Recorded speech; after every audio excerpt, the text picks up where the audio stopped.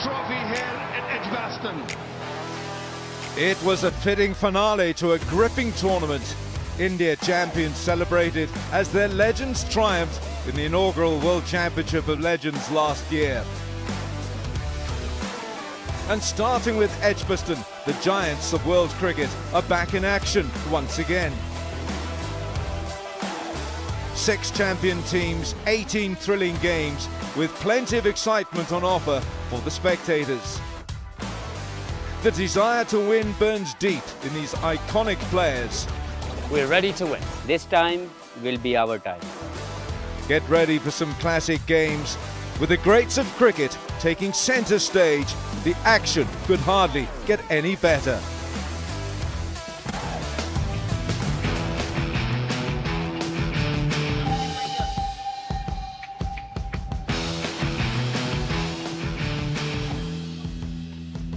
I can't hear you at all. Are we on air? Augusta Properties WCL 2025. We are all set at the Edgbaston Cricket Stadium in Birmingham. It's England champions versus the Pakistan champions. Of course, this is the season number 2. India, the defending champions. This is a ground that's very, very memorable for every Indian involved with cricket. I've got Nikhil Chopra with me. These are the two sides, Nikhil. England versus Pakistan, the season opener. The stage is set. Of course, it's a 12-day tournament, eventually 12 playing days. Look at England versus Pakistan to begin with, then it's West Indies versus South Africa, England versus Australia, and then the big one. Here, on the 20th, it's India versus Pakistan. Absolutely. And after that, it's England versus the West Indies side. The West Indies side have come back with some big names, and they've all come raring to go. A lot of practice last year around the first season. Akash, a lot of ex-players found aches and pains once again getting back on that cricket field, but this year around everybody is coming with a lot of practice, and they were looking forward to every single match day. And of course the last league game, India versus Australia, and then you will have the qualification scenario as well. Of course, like you said, Team India defending champions. Yuvraj Singh had an outstanding final last year around as well. But terrific conditions here to go out there and bat. Yeah, it's generally a good pitch to bat. We've seen that with the recently concluded test match here. Shubman Gill was on song. A double century in the first innings, 115 in the second, 430 runs in that game individually. You look at the two teams, the legends have arrived. Professor, Mohammad Hafiz, Shoaib Malik, your heroes, your stars, the captain, Roman Rais is there. Umar Amin. We'll see Wahab Riaz as well. On Morgan. Morgan, the English captain. The World Cup winning captain. Ryan Sidebottom. We'll see some swing as well. If we were to look at the last year's final, it was Pakistan versus India. Pakistan scored 156 for 6. A very sizable total. A competitive total. Anurit picked up 3, Irfan, Negi, Vinay, 1 wickets each. And then that knock of Ambati Raidu, 30 ball 50, 33 balls, 34 runs for Gurkirat. India champions, became the champions one more time after defeating Pakistan by 5 wickets. The inaugural edition, the inaugural champions. And that's one thing that you remember forever. Talk about the first love, the first century, the first hat-trick, the first champion. And India ruled the previous edition. Expectations, they'll exactly be the same, but then Pakistan, if you were to look at, you would want them to now go one step further. They were in the finals. Can they actually lift the trophy this time? It's not going to be easy, Akash, with every single side now coming in with reinforcements. You look at the West Indies side, you look at the England side. You got a couple of players in the England side who are still playing county cricket. James Vince has joined the England side as well. Team India. The boys have spent a lot of time working on their skill set once again. So it's not going to be easy. I'll tell you what, all 6 teams very evenly poised, and we're at Edgbaston, where the average first innings score has been about 180 odd runs. So just goes to show how good a batting surface will be on display here. Alan Wilkins was there earlier talking about the pitch. Mr. Cook is there. He'd like batting on this surface as well.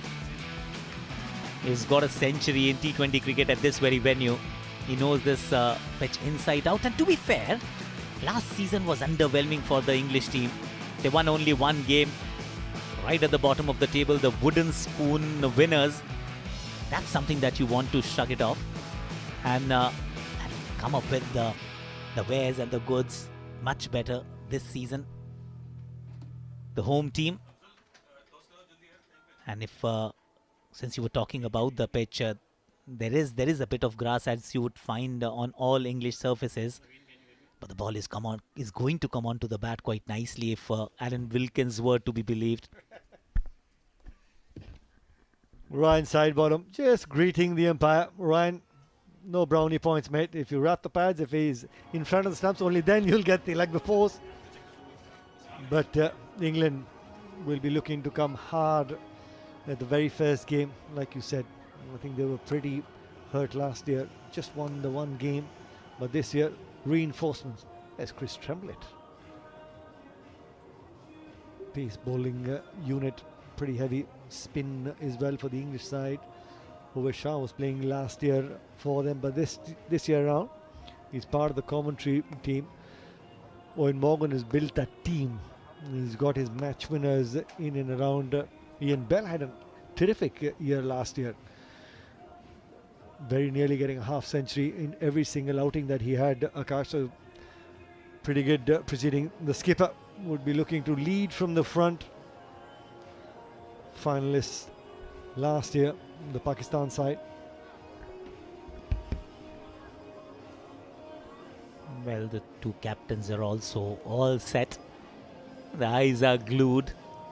Really want to see how you start because well begun is half the job done, especially for Team England, considering how it went last season. Really want to start the season with a win. But then Pakistan at Edgbaston in Birmingham, it's like a home away from home.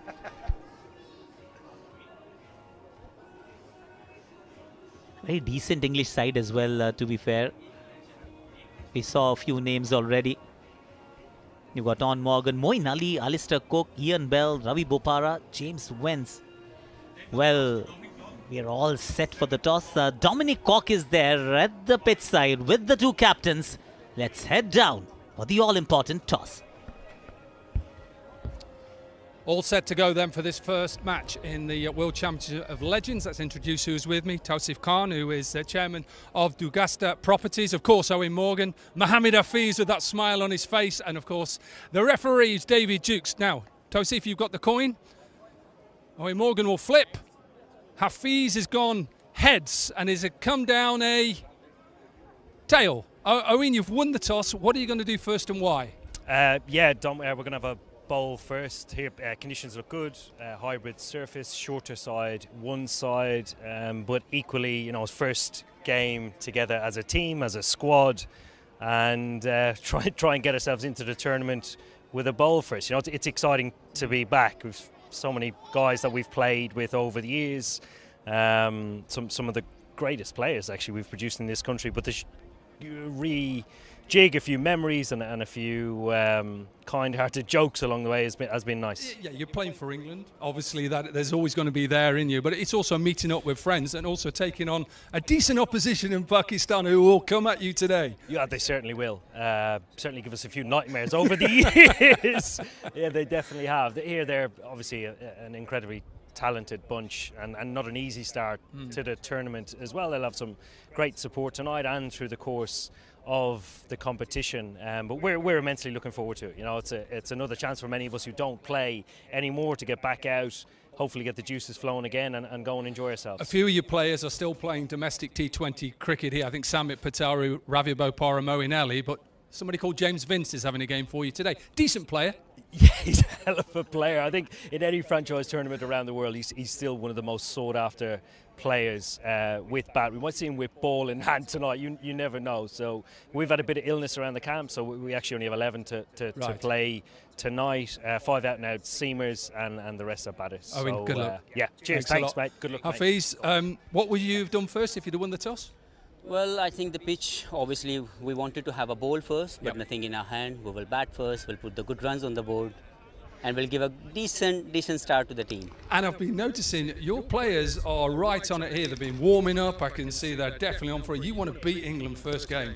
Yeah, it's always great to represent Pakistan. Obviously, this is the league stage, but still the feeling is very much the same. I know the rivalry. England plays, we played a lot of cricket with each other, but it's going to be a great fun for all together. Well, thanks for joining us and good luck, not with this game, but for the competition. Thank you very much. So the news from the middle is that England have won the toss and they're going to have a bowl first. Well, win the toss and bowl first. That's exactly what has happened down in the middle. On Morgan knows this ground inside out, knows the conditions well, but also is mindful of the fact, Nikhil, that Pakistan is going to come hard at us. That's what he mentioned. Of course, all the players have not arrived yet, haven't joined the teams yet, but it still looks like a good team. In fact, both of them. There is Shoaib Malik, there is Mohammad Hafiz. It's time to dive into a very short little break, and there is more on the other side.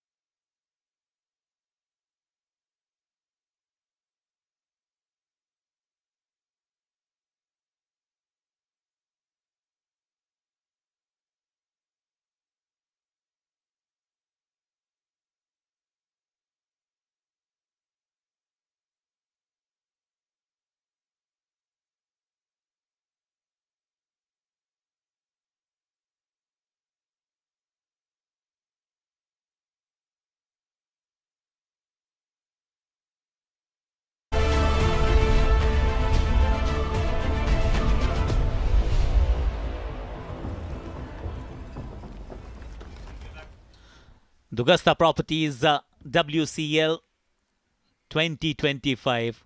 That's the inaugural encounter between the two sides to really nicely match two sides. Whereas England, the hosts, got Pakistan at Edgbaston. England won the toss and have decided to bowl first. The team sheets are just about getting ready. Shahid Afridi, his name is not in the 11, but he might actually come in as an impact substitute. We shall talk about that later. But how things panned out in season 1, where India became the champions, let's relive those memories.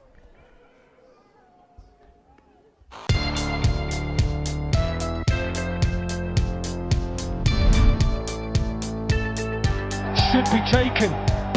Is taken. Might be a half century for Ian Bell, and it is. 50 off for Robin Utapa. 50 from 31. There you go. There you go. There you go. Another 6. Finch is flying. Gone. Cleaned up. 50 off his style as well. A little bit of width on offer. Now then, has he got enough of it? You bet he has. What a win for Pakistan. Oh, Manassa! Is it 2024 or 2004? Oh, what a beautiful shot. Enough of that. The 50 for Shoaib Malik. Well done. Ram, what does he pick out? Short by leg. We've seen a classic earlier from Usman Afsa. We've now seen another one from Abdul Razak. It's been blocked straight back over his head by Aaron Finch.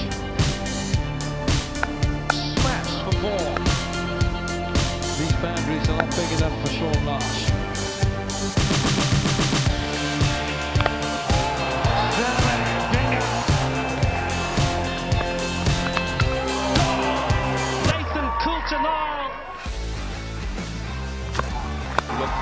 Look at that. That is another one. Here's my trip. Another 6. High and handsome. Oh, deep middle. And that also brings up Gorky Ahmad 50. He's my trip 6, and he just eased it over the ropes. Nicely warmed up for the big one that's coming a little bit later on this afternoon. That's a big one. That's a big. Easy, easy, ease my trip 6. Put down the ground, so straight, so hard, so flat.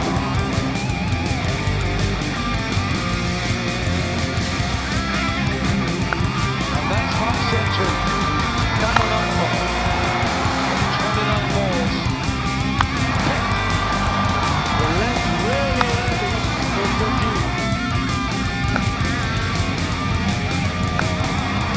Oh, just pick up bowling those 60s. That is brilliant.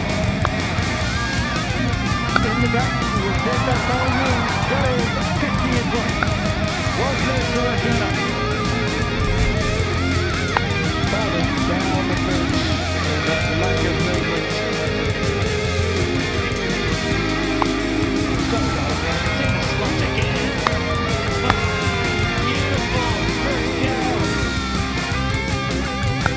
And brings up these 50 in style. Now it's on. And all the way.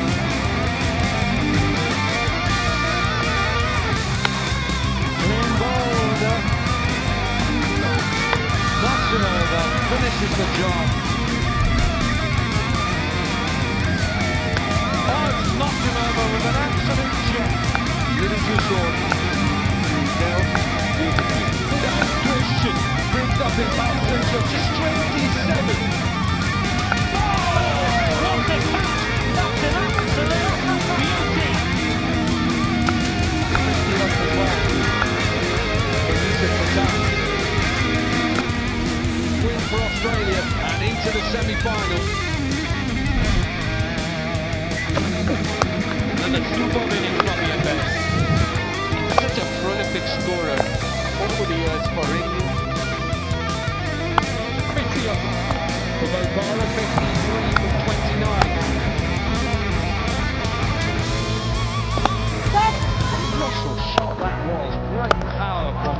winners. 50 of his 23 deliveries for Chadwick Walton. Leading edge, an opportunity, and grabbed. Oh, nicely blinded. Finally gets that milestone. He's been waiting for it for a while. It's 100 for SJ Italy here in Northampton. He has brought life to the South African champions. Chipped. He's got an early wicket. That is massive. And that is a simply magnificent century for Ben Dunn. Peter Sillon takes the catch. Bowling straight away. Beautiful slow ball from Dan Christian. Easy catch, Sulasrena. You've got a bit of wood in your hand, just hit the ball for He's my trip 6. And that will be a half century for Richard Levy of just 22 balls. In the gap, powerfully hit. Very good. And again, 6 more. Lovely strike.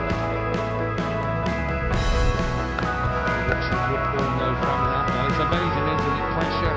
But yeah, super knock from Yunis Khan from the skipper. Very well judged and taken. All the way for He's My Trip 6.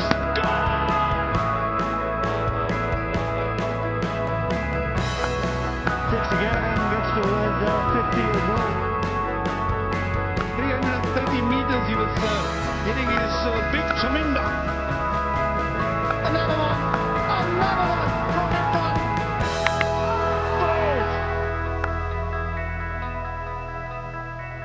Green ball. Brilliant! That is a cracking Yorker.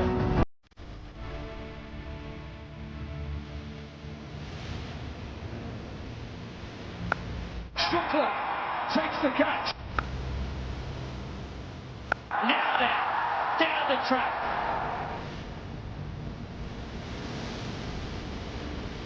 That's really went to Mbaki Radu. 50 of just 29 deliveries. India coming from behind and manages to win the trophy here at Edgbaston.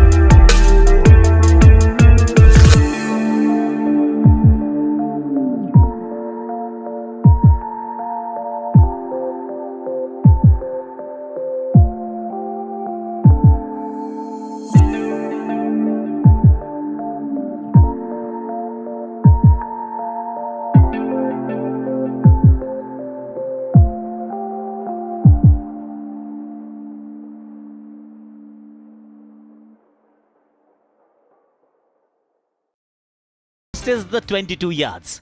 How the pitch is going to play, Edgbaston in general is a good batting surface, but is it going to be like that today? We've got Alan Wilkins with the pitch report. It's the opening game of the World Championship of Legends for Season 2, and we've got a beautiful pitch here that's been prepared for this opening match. The one aspect of this pitch is that it's not altogether grass. There is a 5% thread fibre in this pitch to hold the top surface together. So it's a very true surface. And only 5 days ago, a match was played here by the home side, and the visitors, a county called Northamptonshire, scored 240 in a T20 match. So it really is a very true batting surface. Now, when we think of WCL last year, these pitches here at Edgbaston were so good that the average score was 188, and the sides chasing more often than not won. 6 matches won, including the final, was won by the side chasing. So if you won the toss today, you might be in a quandary. Yes, you'd like to chase, but at the same time, you'd like your bowlers to have a bit of a go first to get into the tournament. But as far as pitches are concerned, you won't get them much better than this one, the first one at Edgbaston for the opening match today. On Morgan actually thought along the same lines as well. Won the toss, elected to bowl first.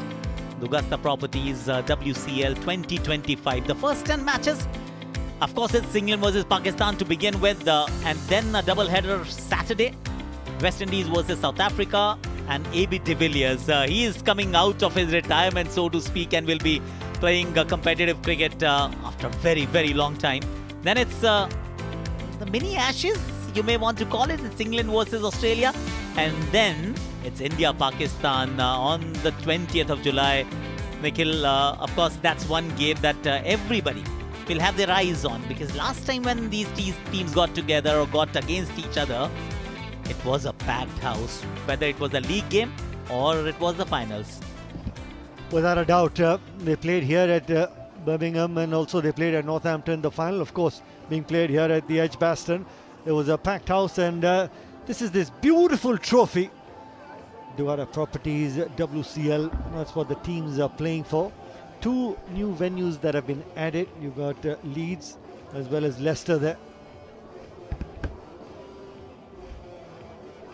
WCL, World Championship of Legends, and that's one thing that will not be used quite loosely in the context of cricket, because when we talk about the legends, you will see a lot of legends in this particular season of the WCL.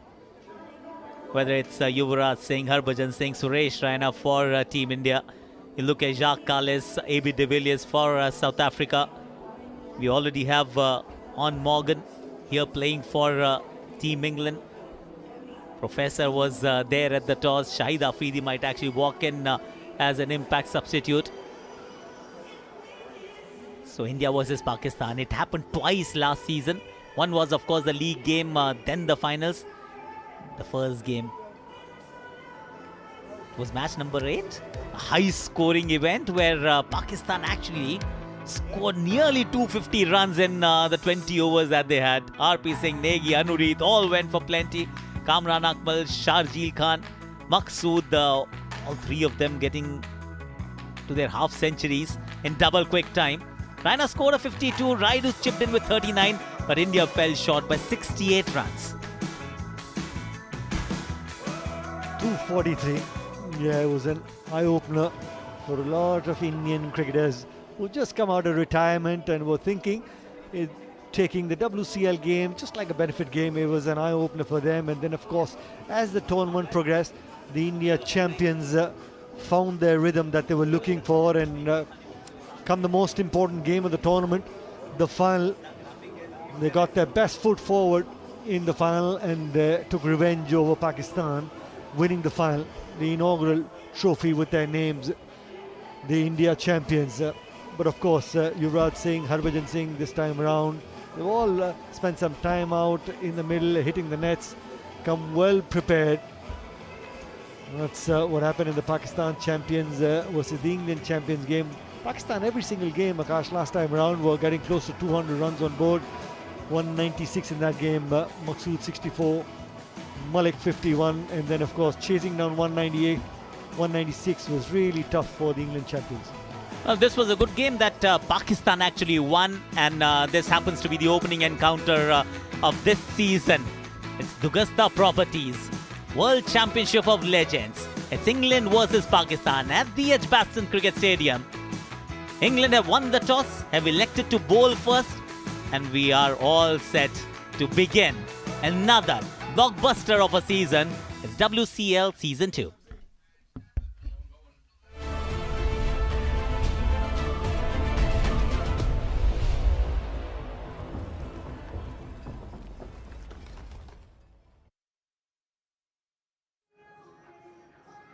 No, hey, bro, I'm looking. I'm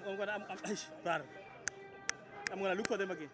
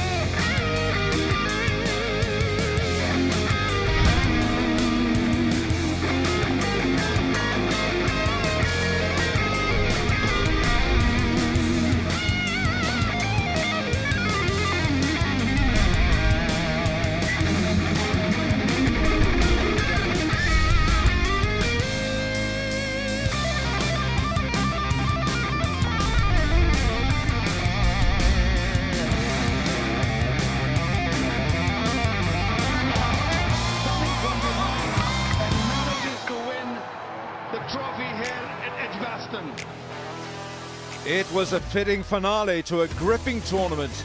India champions celebrated as their legends triumphed in the inaugural World Championship of Legends last year. And starting with Edgbaston, the giants of world cricket are back in action once again.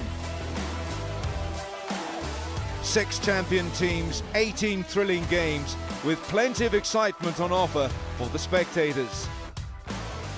The desire to win burns deep in these iconic players.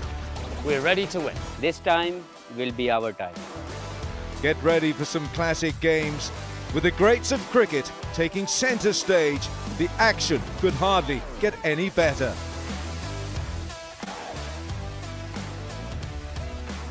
Welcome along wherever you're joining us. It's season 2 of the World Championship of Legends. It is in England 2025 and it's the England champions up against last year's finalist Pakistan champions.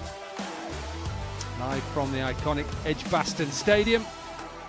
I was with the captains just about 45 minutes ago, and Owen Morgan won the toss, decided to have a bowl first. England are led by Owen Morgan. Alistair Cook looks like he will open, so left hand, right hand, him and Ian Bell. Good to see James Vince, who's just finished his domestic season with Hampshire. They are hoping to get in the final 4 of the local competition. Phil Mustard, Ambrose, and then the bowlers of Plunkett, Tremlett, Mascarenhas, Sidebottom and Mika. So seamer-based England champions, and Pakistan looking stronger this year, led with Hafiz, Shoaib Malik, Cameron Akmal.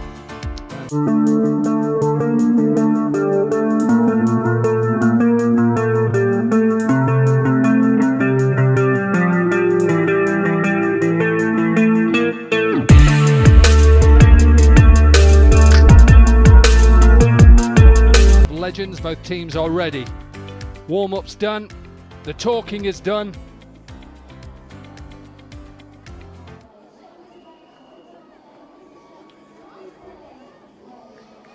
Trophy is out in the middle with the umpires. And you'll see Tausif Khan, who is chairman of Dugasta Properties. He's there with the 2 teams and the trophy.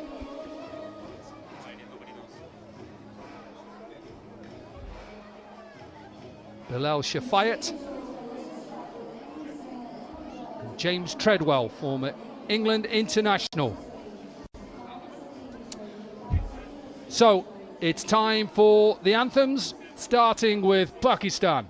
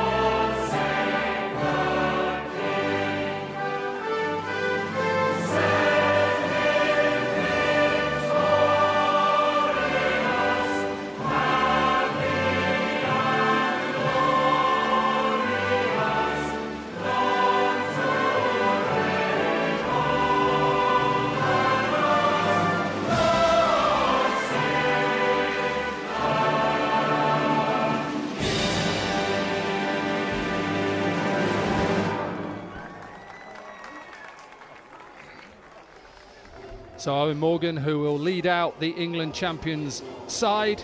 Akash Chopra joins me in commentary. They look two decent sides head to head. Thank you, Dominic. Yes, two decent sides.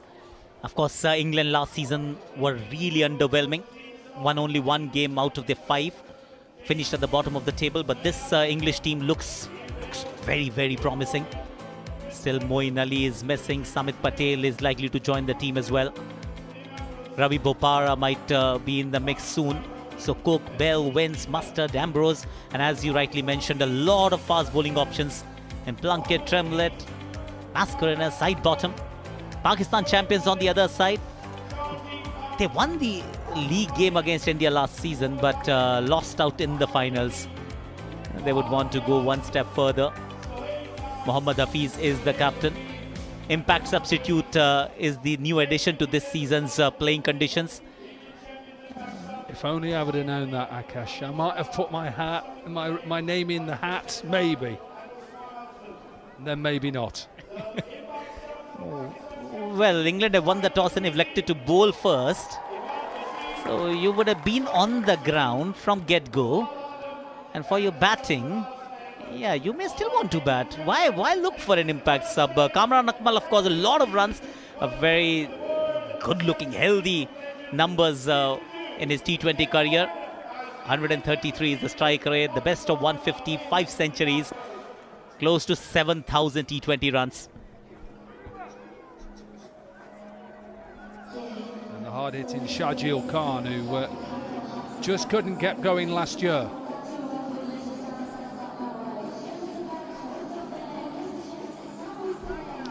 Ryan Sidebottom will take the new ball for the England champions. Decent T20 career, was part of that team that won in Barbados 2010, led by Paul Collingwood. Decent side out there. This surface as well, an excellent surface here. A group game in the Vitality T20 Blast on this surface. Alan Wilkins, who did an excellent pitch report, talked about the runs in this pitch. 240 Northamptonshire just scored on here. And Shubman Gill alone scored 250 plus in the first innings and 160 in the second innings. A little bit further over, but you're right. Similar square. And not an artificial like this is. Slightly artificial pitch. It's called a hybrid pitch. 5% of the artificial grass is just sown in. It's like probably having a little bit of a hair transplant. Not that I've ever had one, and not that I want one. Not that you need one. Yeah, I've got a hybrid car. Similar. A hybrid pitch now. Yes. What's next? Here we go anyway. The countdown is on. The second season of the World Championship of Legends. Who will be the victors? All will be revealed. Let's see whether he can get a little bit of shape, Akash. He did it throughout his career. He's got a very good wrist position. No slip in place.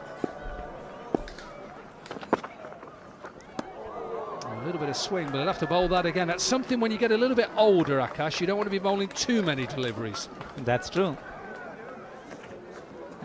Fast bowling is a lot about rhythm and fitness, of course.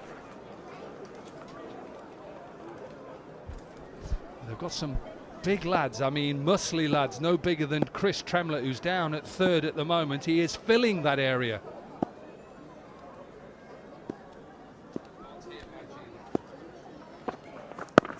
A little bit of swing. Liam Plunkett, who's at short, fine leg. That's the other thing that we might not see that often. The quick singles. That I can tell you as a batter, when you grow older, it's not that one part of batting that you enjoy anymore. I'd take that to bowling any day of the week. Quick single than banging down that weight on that front foot, Akash. Oh dear. I'll have to bowl that one again. Decent carry though. That's what Gary Barwell talked about when I spoke to him earlier, that this pitch has got a little bit of carry. He is the head groundsman here who produced that pitch where India won, what was it, 2 weeks ago? Not the last one, Akash, though, was it? Was there a game last week? Yes, I thought you might forget that. What an excellent game of Test cricket it was. I know in some ways it was a shame someone had to lose. It was such a good Test match. Lovely. Goes all the way. So what was it, 20-5 on day 5? Yeah, India lost that game by 22 runs.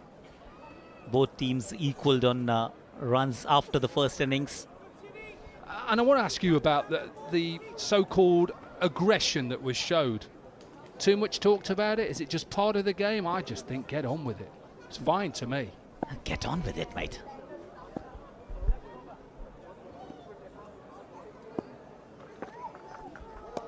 Say, damned if you do, damned if you don't. If you're aggressive, you say, oh, it's over the top. If you're not, then you're not invested enough. Shubman Gill is a new captain. He's still finding his way into Test cricket. I think he's done a fine job. It's all right. Yeah, and like your numbers will say what you are as a player, but also when you take over the responsibility of captaincy, and probably no bigger captain in world cricket than captain of the the Indian national team. Wow, and being able to produce what he's producing.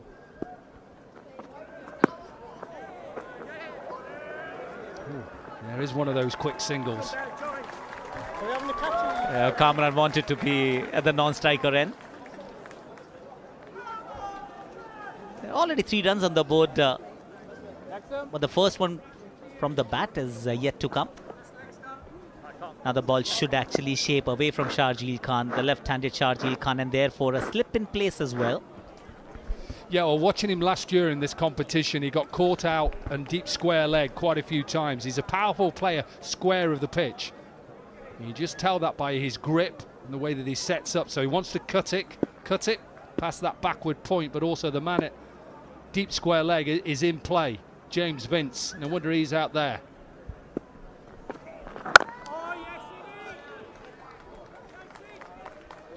Looks like a decent surface. The first 7 balls that we've seen on this one. Coming onto the bat nicely. There's decent pace and carry. So what's the difference, Dominic, if you were to tell me perhaps in the next over, the regular pitches and this hybrid surface, what happens differently here? Cut away, a little bit of a misfield, direct hit, no. Held it, Ian Bell.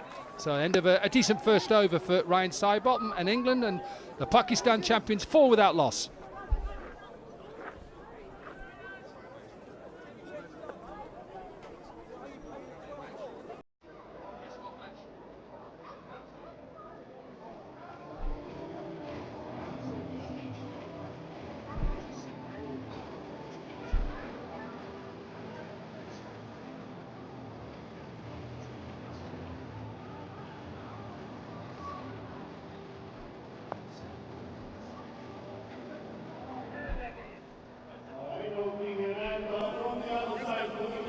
Two teams for this first game in the Dugasta Properties WCL 2025.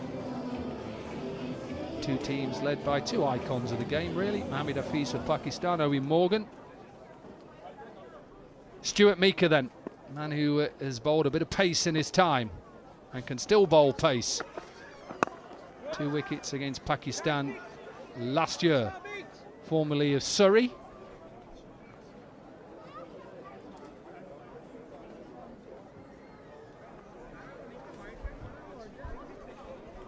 Sharjeel opened his account courtesy of misfield in the previous over.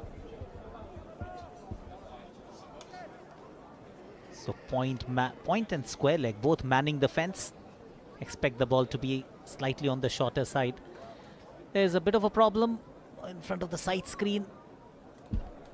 You batters it just makes me absolutely bewildered sometimes how that little thing, which is literally at grass level, how tall is the bowler? How does that get in your eye line? Focus, Dominic, focus. Focus on his hand.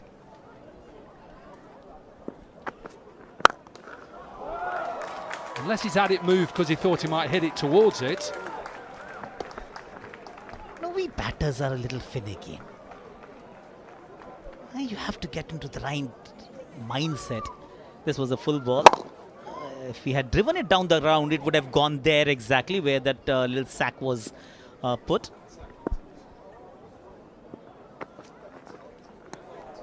Bowl that again. I think you're going to probably see a lot of extras with wides because of the fact that some of these players haven't played for so long.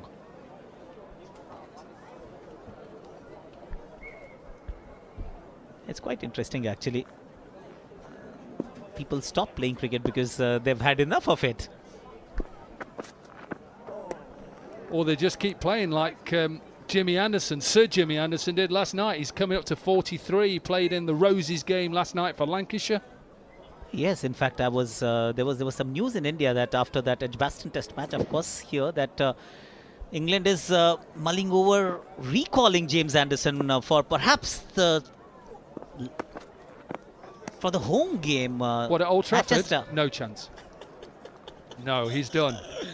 Although he'd still do a very decent job, I can tell you now, he still looks fit and raring to go. He swung the ball. He got 3 wickets last night. David Milan, he got him out early on. High in the air.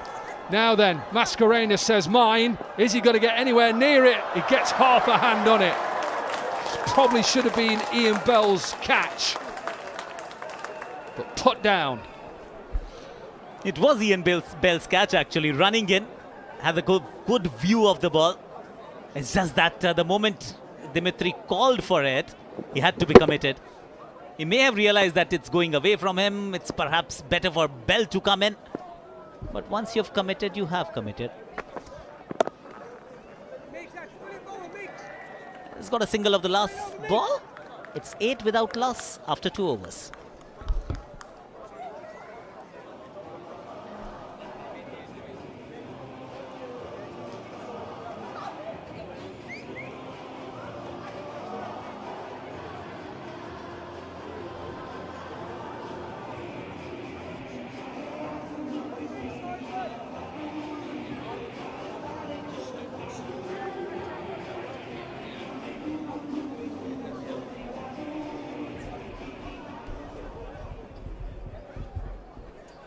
.4,064 matches between that side. Actually, the squad, I should say, Pakistan squad, of which Shoaib Malik has 557 matches just to himself. Nice swing, slip in place. It's a lovely delivery from Ryan Sidebottom. Has got a life of the last ball, Sharjeel. A little bit of bounce, sideways movement. And one thing is certain with Sharjeel, whether he gets a life, he gets dropped, he'll just keep going. You give him width, he'll try to smash it through that offside region. And hence why that third has come up, and he has got that deep point out now because of that. That's where he got caught last year. James Vince is not going to catch that. That has gone all the way. First 6 of the tournament. It'll be worth checking if he was caught in the stands. Wonderful pickup shot by Sharjeel. Tried something similar the previous over. Just skied it, ballooned it, but this one helped it on its way. And drop catch there. Dropped catch, but a wonderful shot. Augusta Properties 10 on 10-6. Nick. Is that a nick? Sounded like a nick. James Treadwell says not interested, but decent delivery. Once again, the pace, the bounce, the sideways movement. Sidebottom was thinking about, or rather pleading to Sharjeel. Can we have the DRS? Oh, there is no DRS. That was wonderful line and length.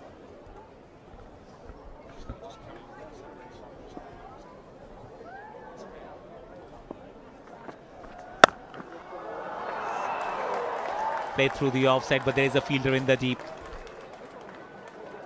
This is where he actually operates. Square of the wicket, Sharjeel Khan. A 6 over the square leg region, followed by another one through the offside. Let's just have a look at that appeal, which Ryan Sidebottom just thinks that's an outside nick. It's a decent carry and gone through to Phil Mustard. Nothing from the umpire.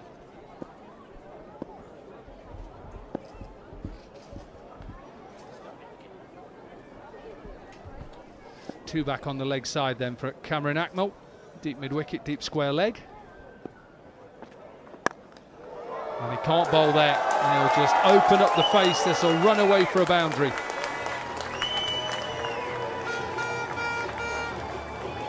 Two fielder in the deep on the onside man. That third man has just come in.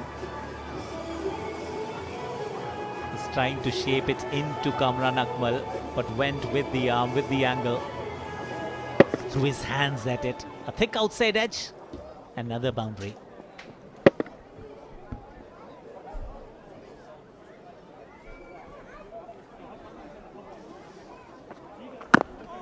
Oh, better length. Just to finish off the third over. And Pakistan are 20 without loss.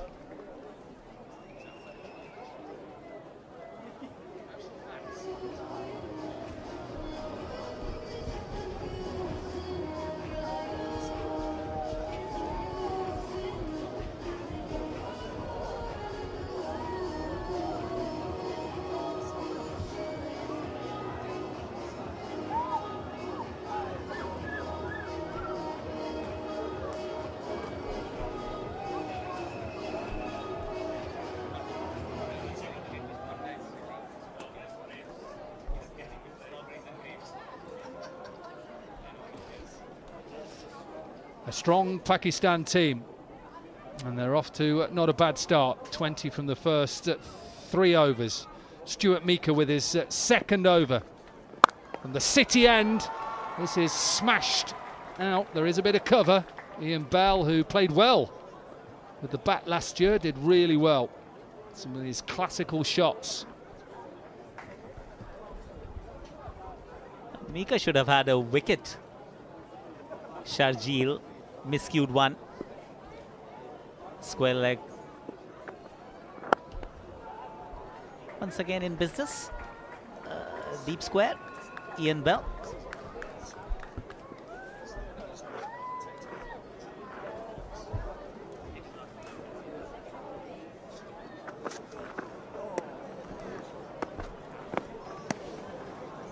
Well, 2 outside off. Beaten the third one.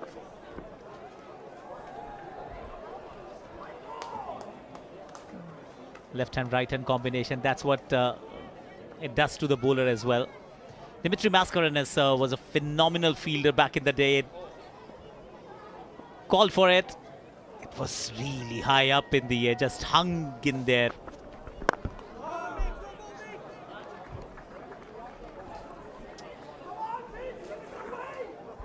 It is decent pace. That's one thing that you'll get with Stuart Meeker. And this surface is excellent for that. He doesn't get all of it. It'll just be a single. That's not going to hurt England too much. What's hurting them is that drop catch, Dominic. Sharjeel got a reprieve. Hit a 6 the next over, side bottom. Is back on strike once again. Best to pitch it fuller and stay it outside off maybe. Oh, misses a length ball. And how that has not bowled him. Stuart Meeker cannot believe it. Loves going across the line. It wasn't that shot. It wasn't. Ray didn't have the room for it either. 5 centuries in his career. Sharjeel, high again. Now then, Ian Bell, do you want this one? It's gone high. What a catch! Serious catch. Doffs his cap to the Holly stand, and England have their first. Meeker gets Shajil. Dimitri Mascarenhas wasn't able to hold on to one, but this time a catch for the keeps. Ian Bell had to cover a lot of ground. Once again, a similar sort of shot. Gets the lead edge. But look at that. Athleticism. Covered the ground. And also ensured that the ball didn't spill when the elbows hit the ground. Shajil dismissed for 12. It's Pakistan 24 for 1.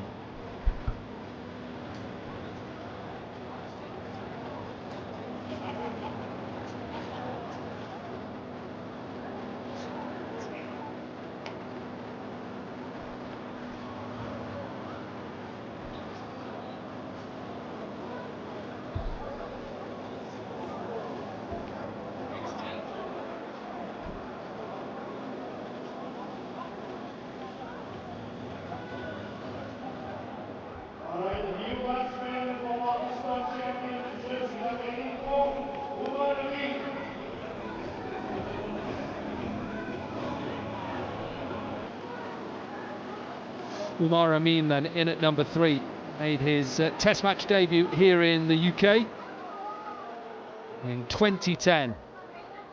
What a catch from Ian Bell, who would have been used to playing here for all his career domestically.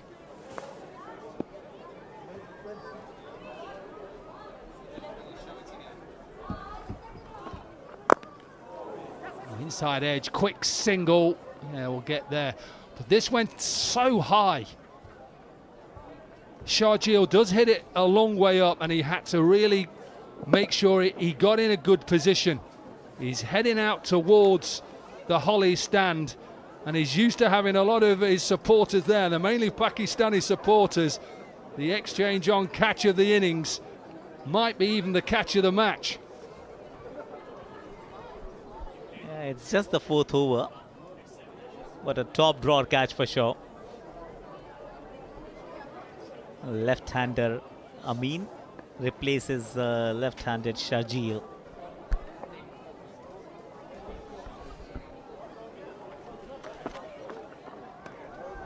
Again, that slip in place.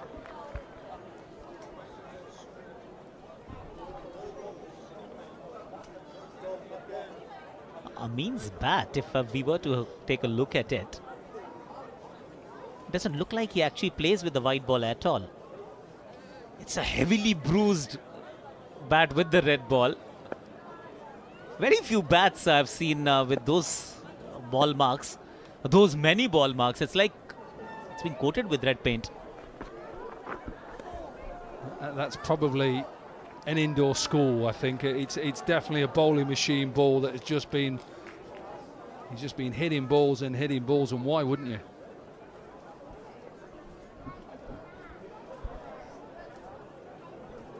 Generally, when you play against those bowling machines, a synthetic ball, you don't use your match bat for that. Risk breaking that, but not Amin. Yet to open his account. No. Nice solid defence.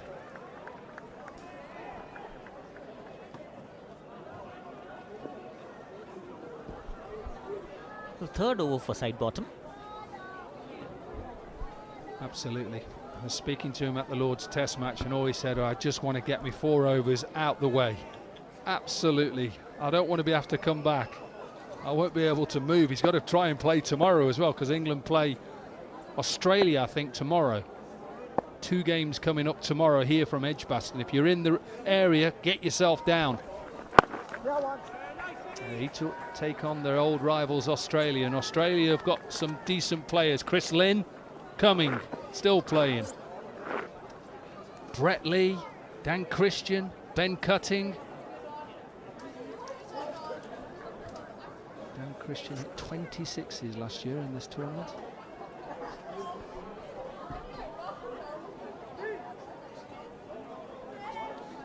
England versus Australia. It's got something for it. And then there is, of course, the game on Sunday. It's India-Pakistan. Yeah, it's got something on that. It's quite a big game. Slower delivery.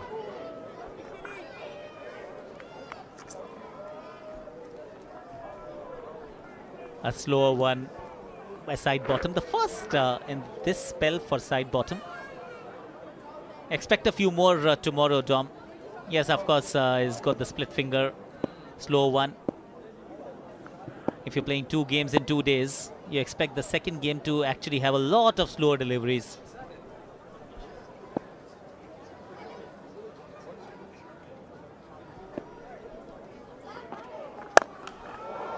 Does he get it over the top? He doesn't.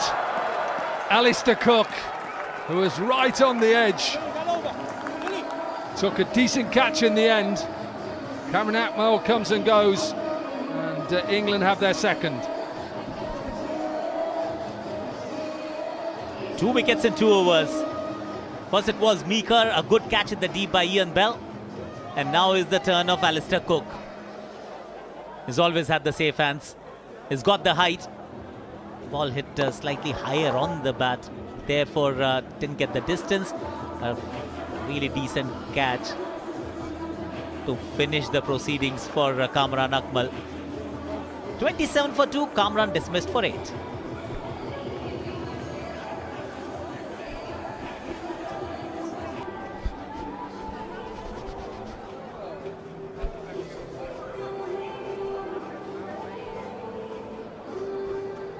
Shade. Right time over.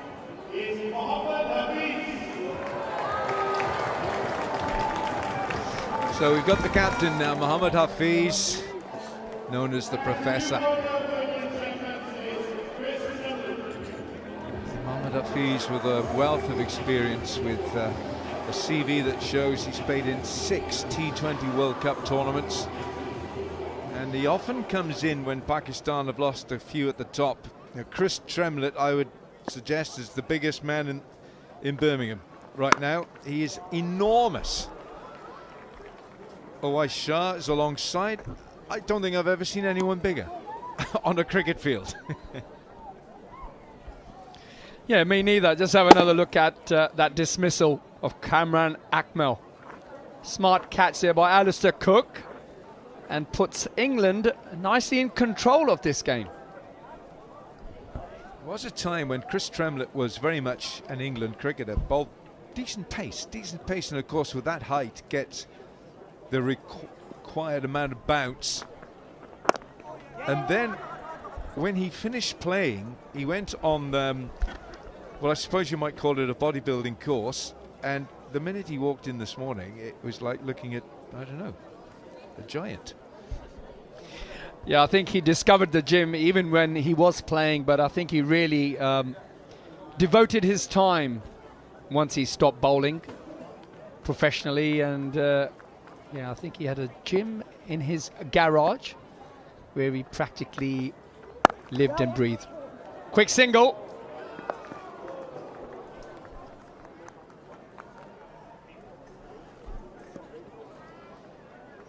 Well, we've got 2 of the fittest Pakistan batters in here now, in Mohammad Hafiz and Umar Amin, who looks very, very fit. And young, I may add. I mean, it's a Legends tournament, isn't it? He looks like he should still be playing. Well, he's down as 35 years of age, all right, so go along with that, but he looks a very sprightly 35. And Mohammad Hafiz, the evergreen Hafiz. But there we are, Umar Amin, he looks really good. That bat could do with a clean, couldn't it? Ah, look, it's those red dots do breed some type of confidence for a batsman, believe it or not. It's always good to see those red cherries on the bat. Smart batting there by Pakistan. Pick up 2 more as the score moves on to 33 for 2.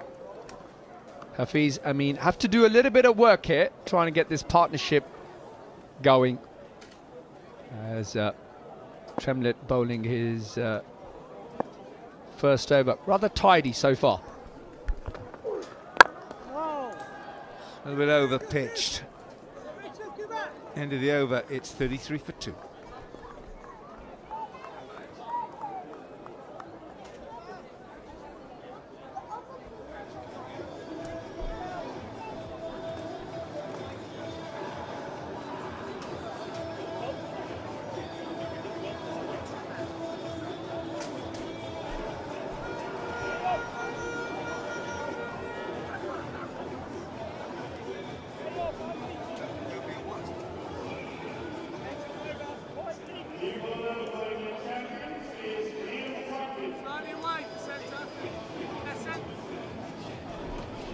Opening match of the WCL in Season 2, Pakistan, 33 for 2. They've been put into bat by Owen Morgan, the England captain. We've had the power play. Not bad, 33 on the board, but 2 top order wickets have gone, and so it's Mohammad Hafiz as the skipper. Liam Plunkett,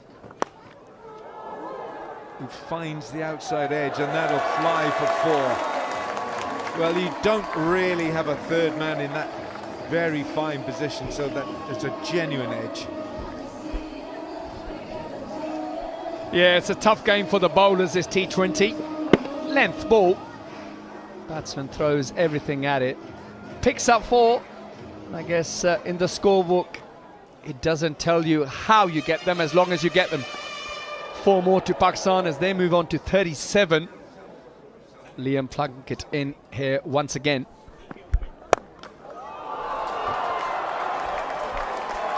It's going to get 4 more. It's a decent shot, and Liam Plunkett wants a change in the field here.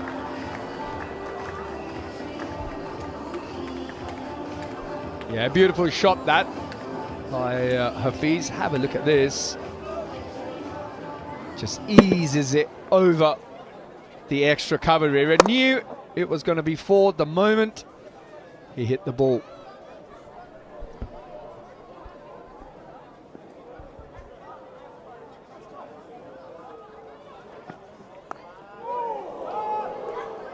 Well, I've often watched Mohammad Hafiz. I've watched him for many years, and he's just so delicate with those hands. And you might say that that was an edge, but you know, he's so adept at just gliding the ball down fine in areas where, I mean, he's a craftsman, Hafiz, and he's infuriating for bowlers. A little bit more wizardry from Hafiz. Watch him, he's even talking about it. And Umar Amin is the left-hander. He's made his test debut at Lord's 15 years ago. That was against Australia. Yeah, it was a neutral test series back in 2010. Where have those years gone? Yeah, they've flown by. Plunkett in his first over here conceded 10 runs off his 4 deliveries already. Hafiz is just starting to open his shoulders up. Picked up that beautiful boundary over extra cover. And now there's a change in the field. So mid-wicket goes back. Fine leg man comes into the ring. Remember, you've got to have 4 fielders in the ring. He's done it again. That's why the third man is so fine. It's Chris Tremlett down there. Liam Plunkett, who now lives in the United States, lives in Pennsylvania, and this season he played for the San Francisco Unicorns in the MLC, which was won by MI New York. And in 2019, those of you who keep a record of these things, he picked up 3 wickets in the World Cup final, in the final at Lord's.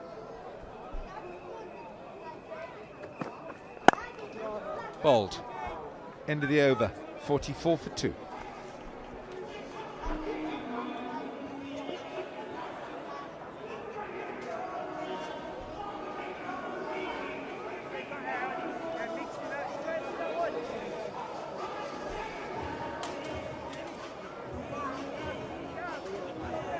Change your bowling, guys. 45. Right time over.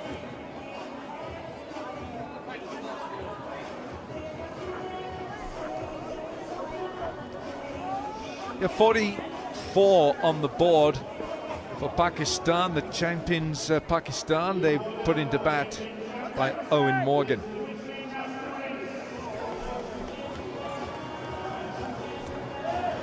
Well, there's going to be a change of bowling. Dimitri Mascarenhas, 130 T20 matches.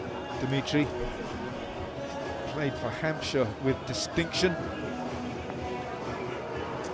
And the keeper, yeah, Phil Mustard has just gone off because he wants to stand up to the bowling of Mascarenhas. So he's going to wear the helmet. That's why he's gone off, just to get the helmet, because if he's going to stand up, he's in the firing line. The helmet allows him to stand up to the stumps, which is good because what it does, it stops someone like Hafiz taking liberties going out of his crease. Certainly does. I just think it's smart. It's being smart, not allowing the batsmen to use their feet. Mascarenhas operating perhaps at the slower pace as such. It's a quick single. Oh, there's a mix-up, and we've got wicket number 3. England pick up wicket number 3 here. Run out. As I think it's Umar Amin who has to make his way back to the pavilion. Well, this was really Umar Amin's call because it went backward of square. He made the call for the run, but Hafiz was also watching the ball and he did not want the run. So it's a problem. One batter wanted it, the other one didn't. And unfortunately, Umar Amin is run out for 6. Pakistan 44 for 3.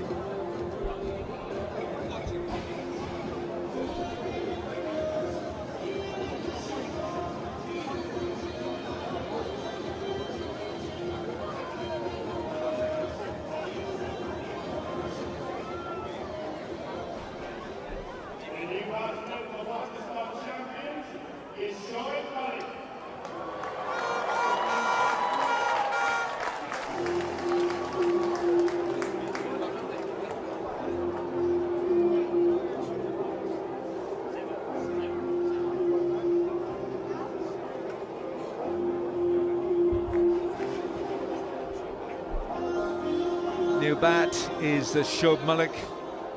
So much experience in this Pakistan side. They look a dangerous team in terms of the calibre of the names that they are boasting for this match. Mascarenhas, very gentle pace.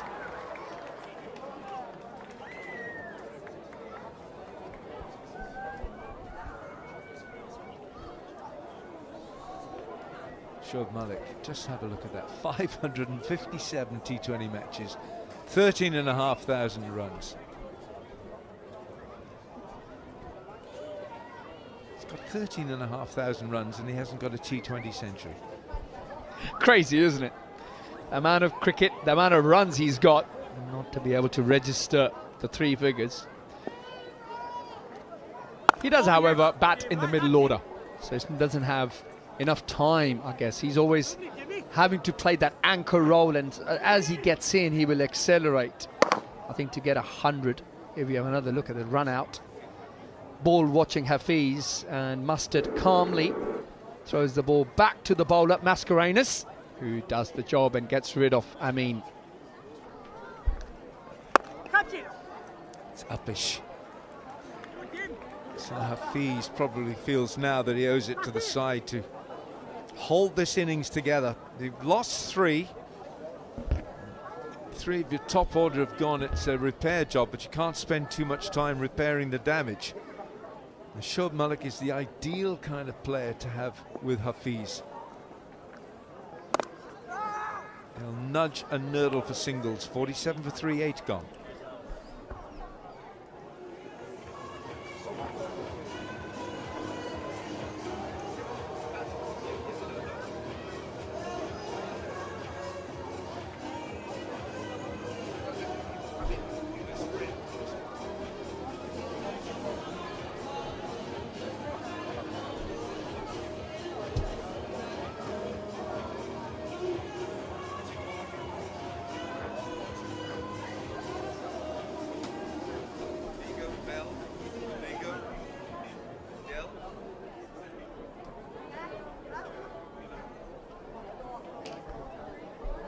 Hafiz with 14 and Shoaib Malik has just come in. Unfortunately, the run out of Umar Amin, and it's going to be Liam Plunkett.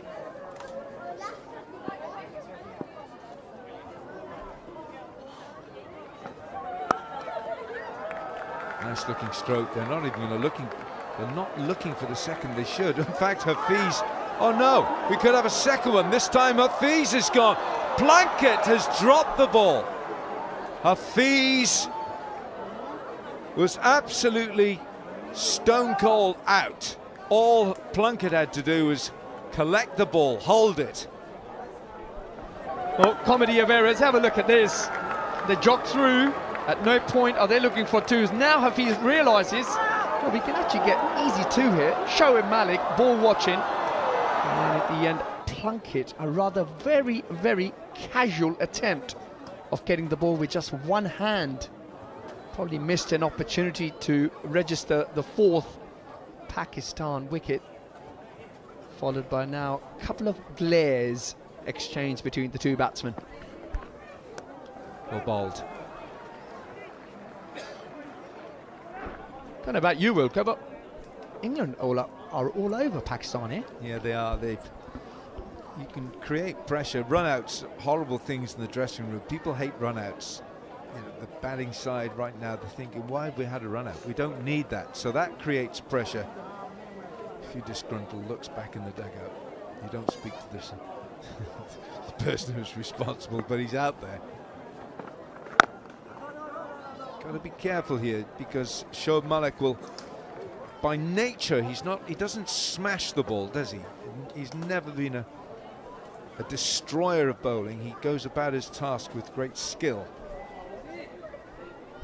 Yeah, good little field placing here by Owen Morgan. They got that man at gully line. They know that Shoaib Malik just likes to run the ball down to third man and get off strike, or certainly in his early part of his innings likes to pick up singles. Well, they've certainly cut that down, and this time they've got him. He's gone for the attacking option and ends up edging the ball straight through to Mustard. He takes a rather easy catch. Wicket number 4 for England. A nervous prod. Shoaib Malik really reaching and feeling for the ball. He knew he was nowhere near it. His feet were rooted to the turf, and it was a bit of a stretch, and it didn't look very good. 1 from 5 for Shoaib Malik. Pakistan now struggling, 48 for 4.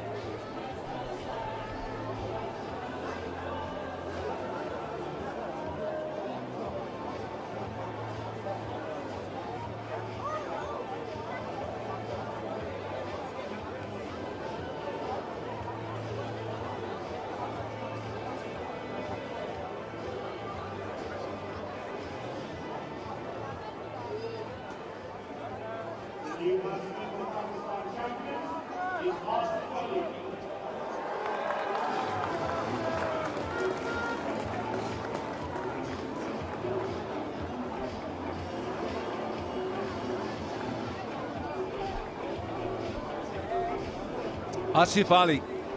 Now, if anyone can come in and change the complexion of a match, look at that strike rate. It's this man. 148 strike rate. He generally deals in boundaries. He had a century on his T20 debut, and that was Faisalabad. Look how Shoaib Malik is. He's on the walk. It's not one of his better efforts, that Shoaib Malik. Liam Plunkett, good line to bowl just outside that off stump. He's pitching it up, so this is a good effort from England. They've reduced Pakistan to 48 for 4.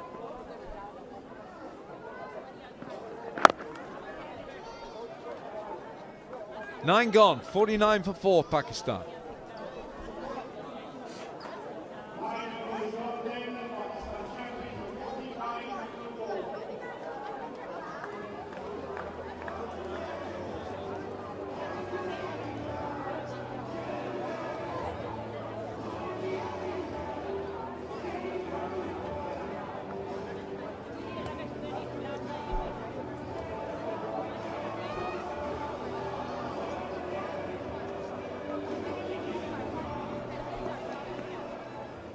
Amir Yamin, the genuine all-rounder. Wahab Riaz can also wield the long handle when he wants. Here's Dimitri Mascarenhas. That'll be 4. Just a bit too much width from Mascarenhas.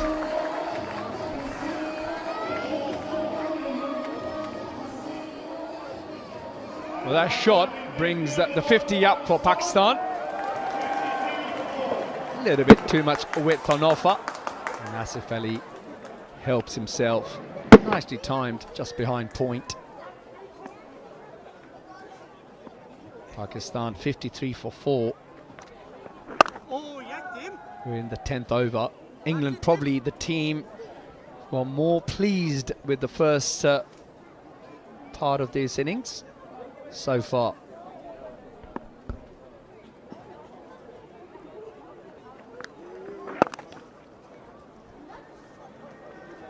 Now they'll just settle for one.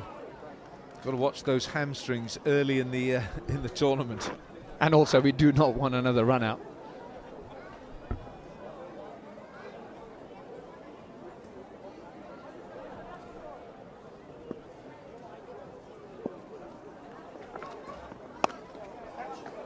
Oh, he's threaded this through. Tremlett watched it go past him. It was going at a rate of knots, but it's 4. Yeah, Mascarenhas needs to tighten up his line here. Second time, a little bit too much width on offer. And beautifully guided there by Hafiz. He knows there's a gap there, either side of Chris Tremlett, and that will go for 4. It's a wide this time. So proving rather expensive this over from Dimmy.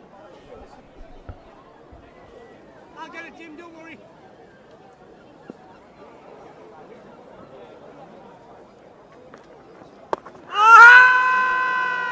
No, that's going down. Didn't look good. Hafiz. He's holding this innings together. Banjo, there's a run out which he was sort of part responsible for. 19 from 13, the skipper.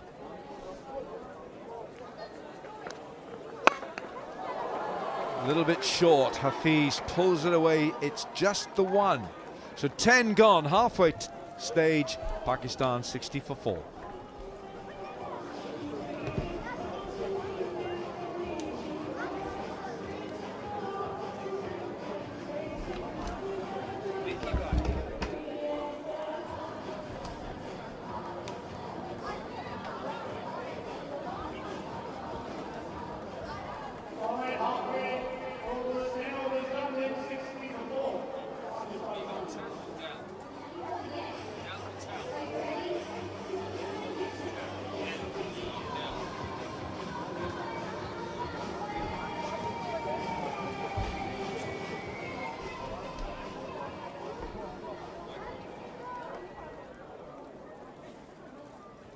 $60 for 4 then, Pakistan. After the first 10 overs, Plunkett has bowled beautifully. 1 for 11, 1 for 13 I should say. Cut away. There is cover out there in James Vince. A man who knows how to bowl with a bit of pace joins me. Good afternoon, Waqar Yunus. Good afternoon, viewers. Good afternoon, Dominic Cork. Yeah, Pakistan in all sorts of trouble on a pitch which offers a little bit of extra bounce. The ball did swing in the early part of the power play. The Pakistan couldn't manage the bounce, the seam, and lost 4 wickets in the first 8 overs. Just again trying to stabilize and make sure that they put a decent total on the board. But England bowlers, I thought they bowled beautifully, didn't they? They swung the ball up, apart from maybe a few wide balls, which one can understand. First game, you know, stiff bodies, but yeah, once they got the lines right, they were spot on. Wide of the crease, really good from Liam Plunkett. Well, last year we did the competition last year, and no disrespect to England team last year, they weren't very good. They struggled, and I think they regrouped after that. They looked at who was available. They brought in the likes of Liam Plunkett. Obviously great to have James Vince here, still playing. Obviously World Cup winning captain Owen Morgan. And the likes of Sami Patel, Ravi Bopara and Moeen Ali to come in as well.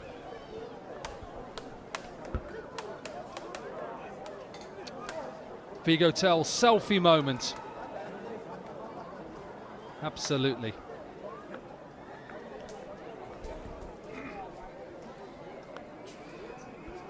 Yeah, England management, they have put in a hard work to make this team this year around. Yes, they were not that great last year, but they're looking much better in the first, 10 overs. A couple of really good catches taken, ball swung. So they have plans in place. Well, they have 5 players in the squad, England, this year who have played official T20 cricket in 2025. James Vince, who is captain of Hampshire, they finished their domestic league yesterday. Hampshire, Moeen Ali, Bopara, Patel and Plunkett, who bases himself now in America. Now, Phil Mustard doesn't get a hand on it, runs away for a boundary and finishes the 11th over. Pakistan 66 for 4.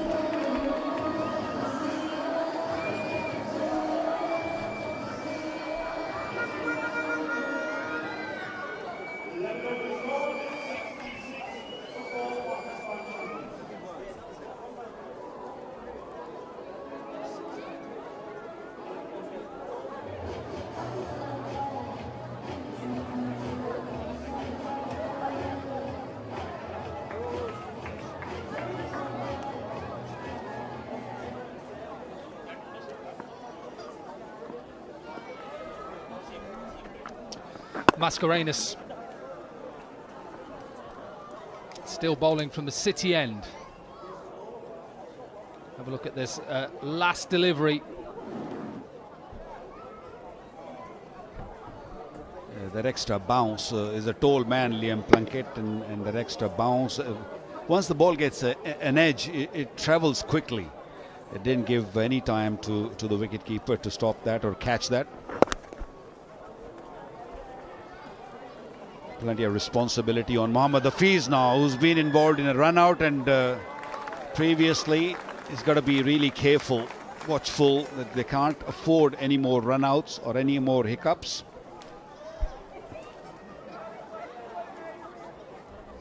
Well, they've got to think what can they get to and defend, because they've got a very good bowling lineup. Similar to England, they have a good bowling lineup. This goes out to Alistair Cook, just one bounce. So if they can get to what from here? 130, 140? I think 140 will be a good total. Not good total, but a total which, looking at Pakistan's bowling lineup, they can sort of give a good game or match them. This is in the air. This is going out of the park. And Pakistan they desperately needed a boundary or two, and this one came off the bat of Asif Ali. Yeah, only second 6 of the innings. Vince got himself underneath it and just watched it sail over his head. Watch how he just gets that bottom, collapses that back leg and gets underneath, and the elevation and the distance.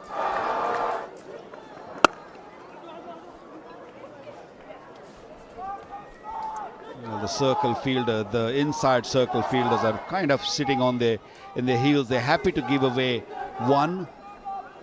I think the England players, they're just happy to give a single away, but not boundary. Still decent over, 77 for 4.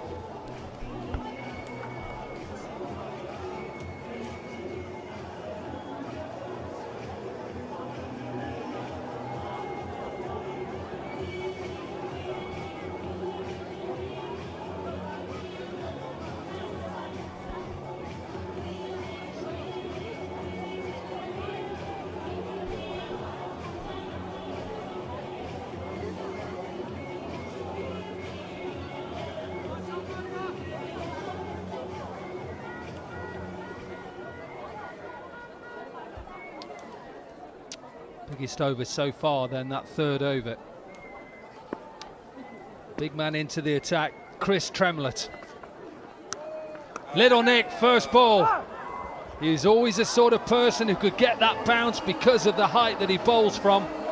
And Asif Ali departs. Well, this hybrid pitch is producing some extra kick, extra bounce. Asif Ali once again wanted to heave that on the onside. Trimblett, a tall man, getting that extra kick off the surface, got the edge, and Pakistan loses another one. Asif Ali scored 15 of 13, is 77 for 5. Pakistan in trouble.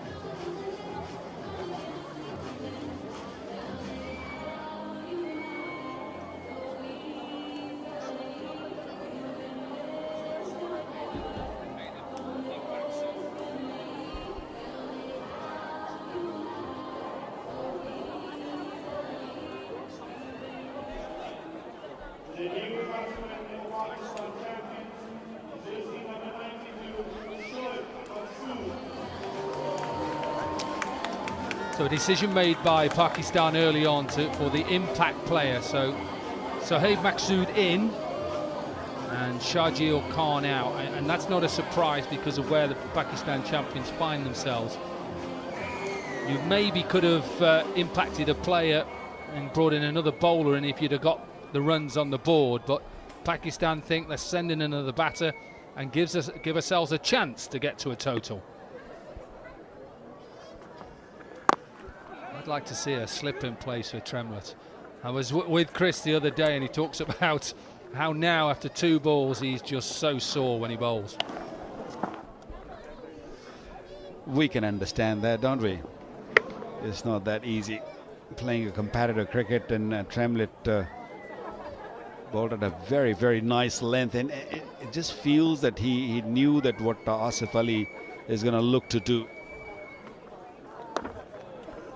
Another excellent length delivery from Trimblett. Yeah, these new surfaces, these hybrid surfaces, are just nearly I think every first-class county now in England has to have 3 or 4 of these surfaces. And why they do that is because they can play so many games on them, and they're very consistent, good bounce in them, and it just helps the ground staff who have to play a lot of games. Think how many games Edgbaston has got to produce to play the test match domestically for Warwickshire or Birmingham in the T20, finals days. And that's why these surfaces are really good. You'd have loved to bowl on these. Yeah, although when you roam around the surface, or when we were there before the game started, it looked a very dry surface, and they already played a few games on this pitch. Still producing a very good bounce, a good seam movement. Perfect for white ball cricket. Not sure how it's going to behave in 4-day cricket or 5-day cricket, but white ball, yes. Yeah, I'm not sure they play too much 4-day cricket. The ICC made a ruling that you cannot play test cricket on a hybrid pitch, but you can play international T20s or 1-day internationals on a hybrid pitch. That's for men's and women's internationals. But I'm not sure. I'd have to ask Gary here whether they've played 4-day cricket on this sort of surface. Brilliant fielding that. That is brilliant from the captain, Owen Morgan, setting the standards high. 13 done, 83 for 5.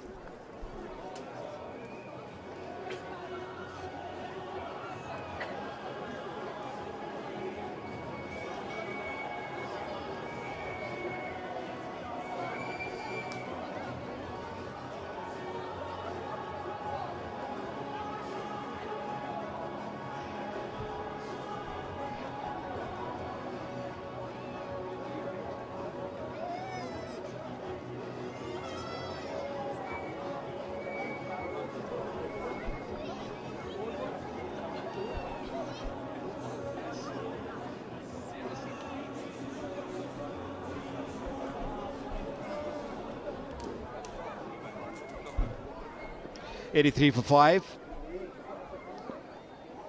Mascarenas comes in.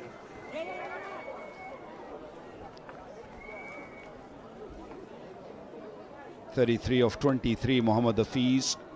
Lot depend on him, and of course Sohaib Maksud also, who was who had a great tournament last time around. He batted at number 3 for Pakistan, and not sure why he's not been picked in the first place. Edge and gone. That was the reason why he got picked in the first 11. He's gone now. Yeah, and Mascarenas, who got a very good 2020 record for Hampshire, also represented England in one-day internationals and international T20s. His ability to take wickets, not great pace, and this is just sliced out to Chris Tremlett, who's at short third. Simple catch. England have another wicket, and Pakistan are in a bit of problems here. Masood, who was the impact sub, gone for 2, and Pakistan 84 for 6.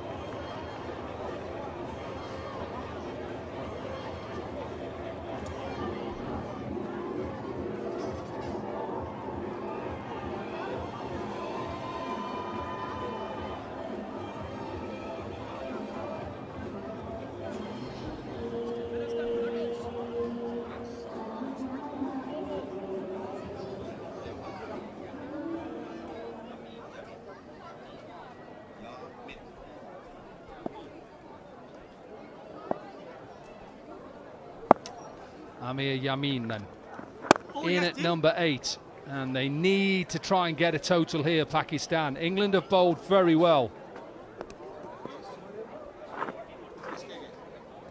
129 matches in his T20 career. Slightly wide, he's trying to go over extra cover, and he just slices it away straight to Chris Tremlett. Shout of 2. Alistair Cook is trying to cut it off. He does.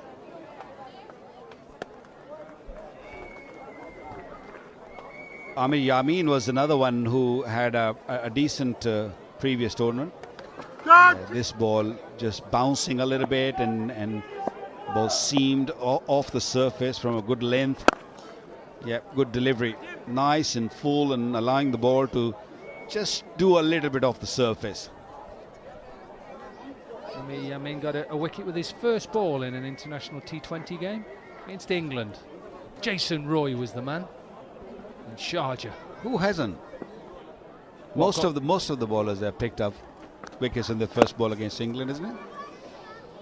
Thankfully, that's the last ball of the over, so I can't answer that. Anyway, 14 overs have done, 88 for 6.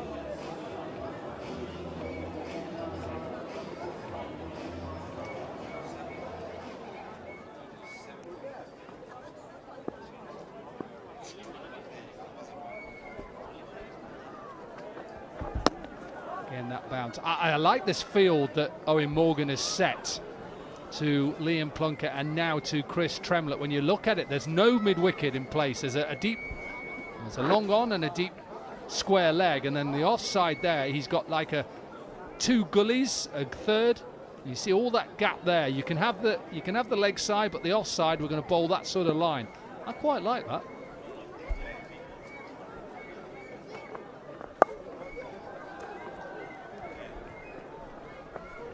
Well, Owen Morgan is trying to force Mohammad Hafiz or Amir Yamin to play on the onside. Just purely because that extra bounce he gets. He's got a fielder set on the offside, the 2 gullies, as you mentioned, Koki, but anything straighter, they have to really force to play that shot, and that extra bounce really helping Tremlett here. Movement again.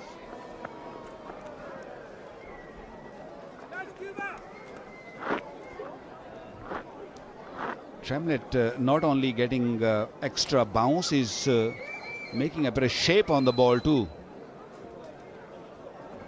I remember him playing for the first time, big man, quite a pacey bowler he was. He such a big unit, hits the deck really hard. It's gone fine, right inside bottom. Can't get it, he's a little bit stiff. 3 overs for 1 for 18, he just couldn't quite get down to that one. A typical fast bowler. When you get stiff at fine leg with a little bit of breeze around, your back gets stiff and then it becomes harder for the pacers to get down in time to stop the ball. Yeah, he was struggling from the word go when he took his first step to his right. That's that gap. That is a free shot. And that will go away for back-to-back boundaries. So a little bit of momentum building. And it's the Pakistan captain who's trying to get his side to a total. I don't think Pakistan are in a very bad shape. They need a small partnership here. 140, as you mentioned, Koki, that they should look to get that. I think they need a small partnership. Still 5 overs remaining after this over, and they almost got the 100 on board. And just remember, there's only James Finch really in the batting lineup who is a regular player. That's what Pakistan have got to think, and that's why Hafiz is on the march now. This will be 3 boundaries on the row. Hafiz is closing in on a half century. 100 up for Pakistan, 15 overs gone. It's 102 for 6.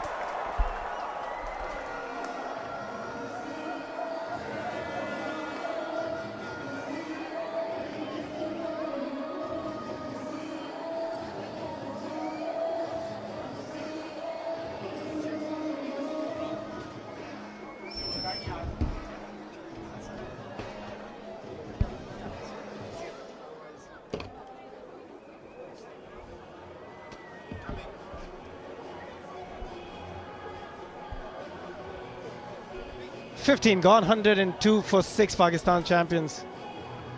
It's been a struggle so far for them in terms of wickets, partnerships, but a lot depend on how Hafiz goes about his business. 48 for 30, off 30. Correction, and Amir ably supporting him on 3. I've got Alan Wilkins alongside me, Wilco. Pakistan has been a bit of a struggle for them so far. Yes, they've... it's almost like a lack of concentration as much as anything else.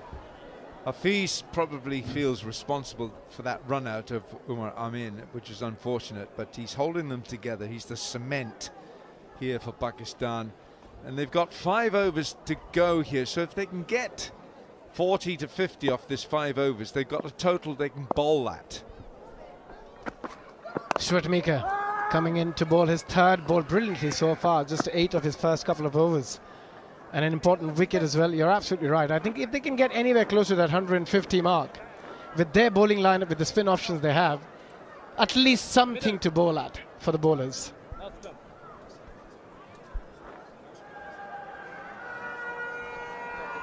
We've only seen seam bowling from England, no spin from the England side. But this is a pitch we've spoken about. This pitch, it's a hybrid pitch. In other words, it's got a fibre content. There's a 5% fibre in the very top of the surface, which holds the surface together. So it gives it a uniform strength, if you like, and it lasts the distance of a match. It's whipped away. That is some shot. That is some amazing blow struck. Yeah, that's a terrific shot.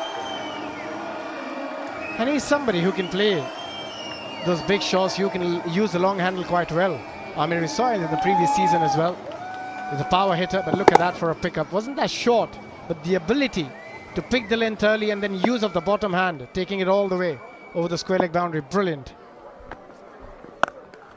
Going for another short arm jab, just a single on this occasion, straight to the fielder. But this partnership is looking good.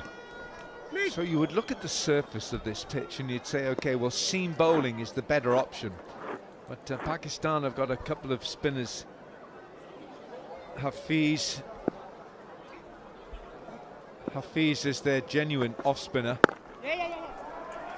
Yes, 50 up for Hafiz, a very, very important and a crucial knock. They needed him to stay there And he did that. Applause all around. A very important knock for him. Such a class player.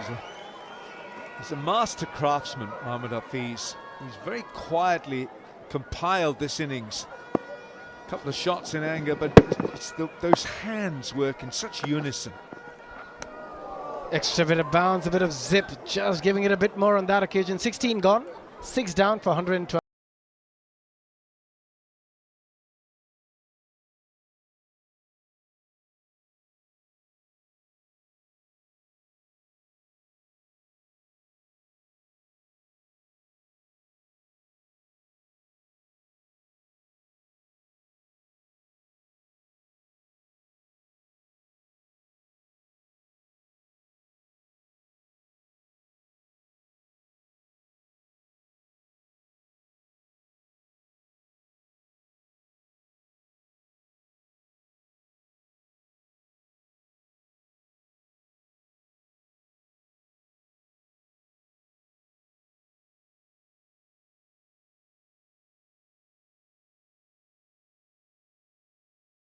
Still, this partnership has given them an opportunity to get to 150 if they bat well.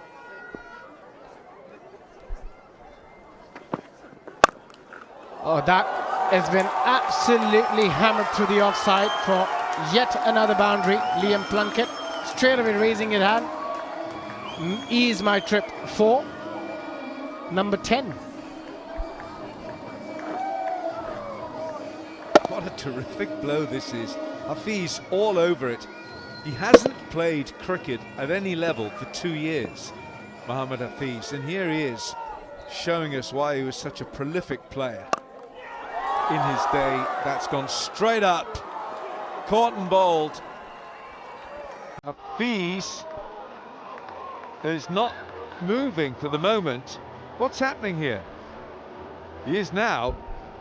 I think he was a bit surprised. He was looking at the leg umpire for the height, but I don't think there's going to be any issue with that. That was terrific delivery. Yeah, brilliantly bowled. Just giving it a bit more.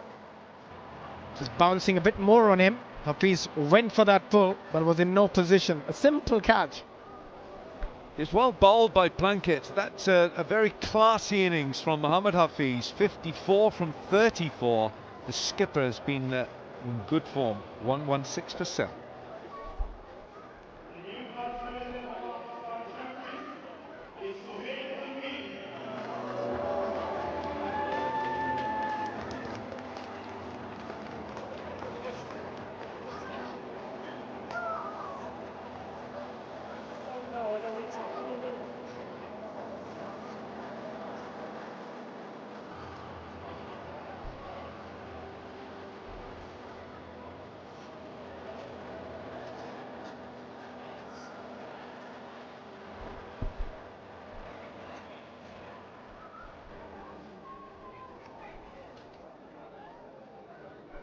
Shoaib Tanveer, he can do a job and a half at the bat as well. Can hit some big blows. 350s in his T20 career. Best 74 not out. But that was a good delivery from Liam Plunkett, just short of length. Wasn't really a bouncer. Yeah, which you're not allowed.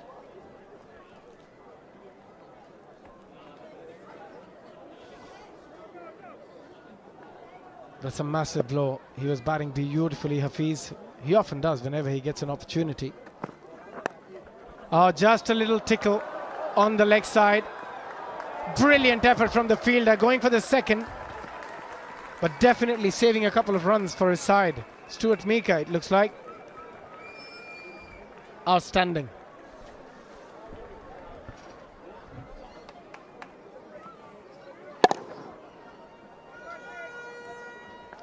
Yeah, you see Hafiz, the ball just got a bit big on him and he looked around to the umpire as if to say, look, is he allowed to bowl that? But it was a terrific delivery from Plunkett. A nice delivery, good change up. slightly slower on that occasion, and he's generated some real pace here, Liam Plunkett, and there's a reason behind it as well. Again, look at his straight away, he was raising his hand, not happy. Unfortunately, he had to go back to the pavilion. It was a wonderful delivery from Liam Plunkett. I think if it was given not out, he'll be so crossed. Liam Plunkett is still not happy about it. He still thinks that was shorter than he should have bowled. Nevertheless, Liam Plunkett has bowled an outstanding spell. Couple of wickets for him so far. Well, it was nowhere near a bouncer, was it? Because Plunkett is tall, he's very tall. He's 6'5", 6'6", and he's got that extra height. And Mohammad Hafiz, well, let's just say he's vertically challenged. But let's just say. So, the actual length of the delivery here, look at this. This is now just above the rib cage, no more. A bit of swing, but just a single. Played nicely. Successful over, 9 off it and a wicket. 17 gone, 121 for 7.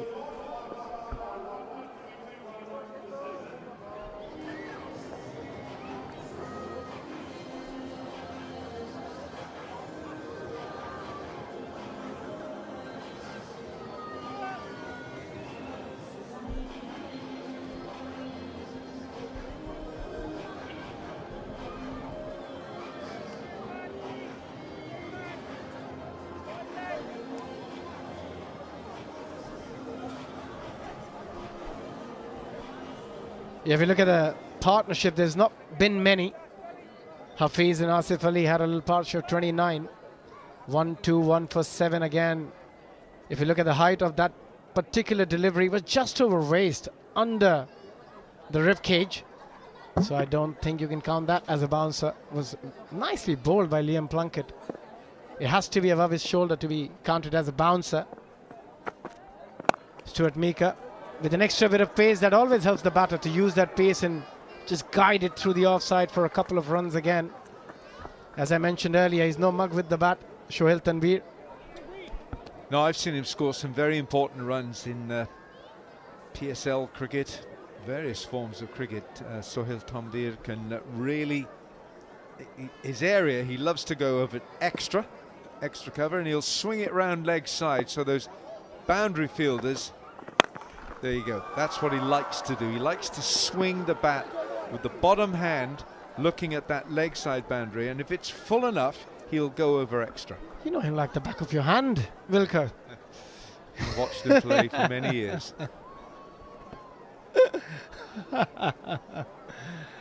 Exactly as he mentioned, he's going to swing one through the onside. He did, got a couple again. Does he go over cover now?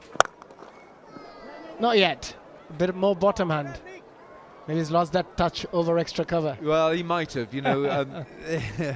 It's one of the things that comes with experience, doesn't it? You know, so that bottom hand will work its way into the shot, which is why you've got a deep mid-wicket and a deep backward square, but there isn't a long on.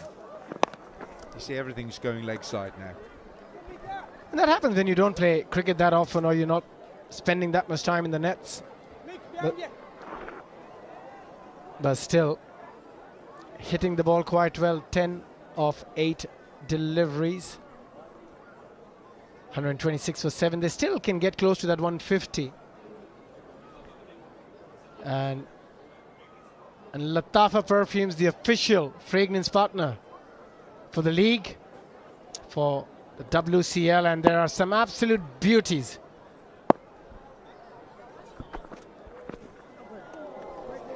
That's a nice change up from Stuart Meeker, a slower delivery. Very good change of pace.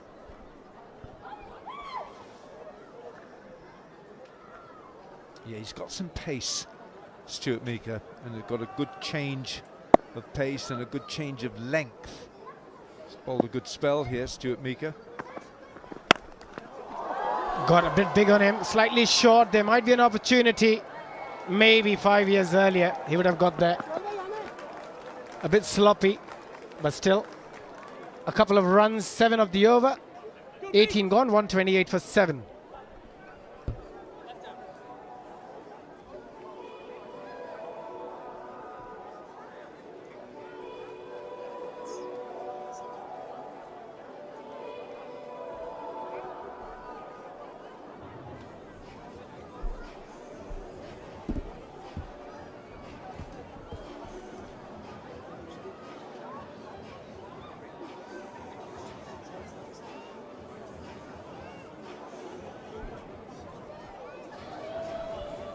Have a look at the Manhattan. Though they've got quite a few towers, but in between you see a lot of wickets falling, and that has really stopped them from getting those massive surge in their run rate. Still an opportunity here to get to 150, which I think still will be a decent total, something for the bowlers to bowl at. Then they've got a very, very good bowling attack. Pakistan champions. But Chris Tremlett has managed to get a bit extra bit of purchase from the surface so far. Again, slightly short, just a single. What he has done, he has not tried to bowl too quick. I have a feeling that Chris Tremlett might be a bit sore at the end of this contest, because he's walking just a little bit gingerly. He is an enormous human being. Almost, he's like a walking Burj Khalifa. He really is, and he just he is. He is enormous. He's probably one of the biggest guy I've ever seen in cricket on a cricket field, Chris Tremlett. I'll tell you what, that would be a contest if Mohammad Irfan from Pakistan stood alongside Chris Tremlett. I think Tremlett's got the shoulders, but at the moment he's got a pair of sore feet as well, because those feet are making contact with the grass ever so gingerly. They don't want to go down there. He'd like to take those boots off, put them in a bowl of water and just relax. But he's got to finish off here, Tremlett. There's still 4 deliveries left. Oh, he's going to bowl that again. Exactly what he doesn't want. He wants to finish this over as quickly as possible. And as you mentioned, yeah, his walk is getting slower and slower as he goes back to his mark. Well, he's walking as if he's got the shoes that he's got on are somebody else's. But who are they going to fit other than him?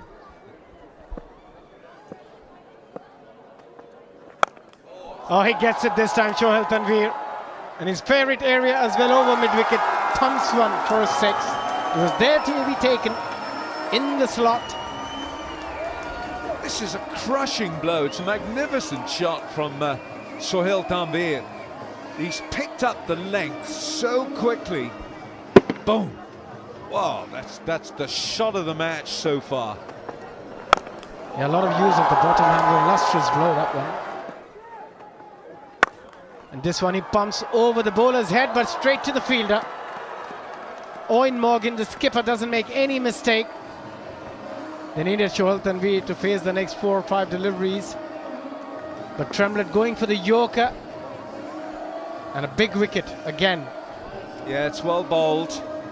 The fuller length, and he's hit it on the full.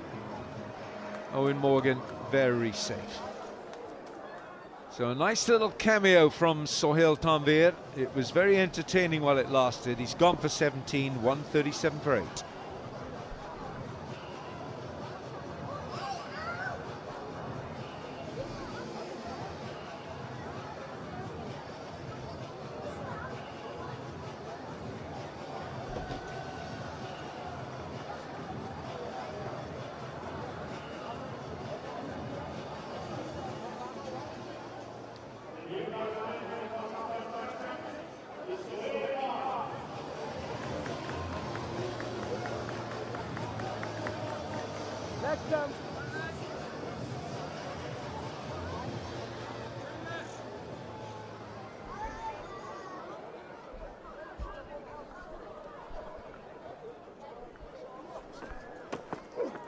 Oh, going for the big heave straight up. First delivery, he wanted to hit it to the moon. Well, this is the end of Sohail Tanveer. Full delivery, he's hit it off the very end of the bat, and that's gone nowhere. I like the reaction from the dressing room. Everyone just keeping a very close eye, but it was straight to the skipper, who hardly drops any. Final delivery of this over.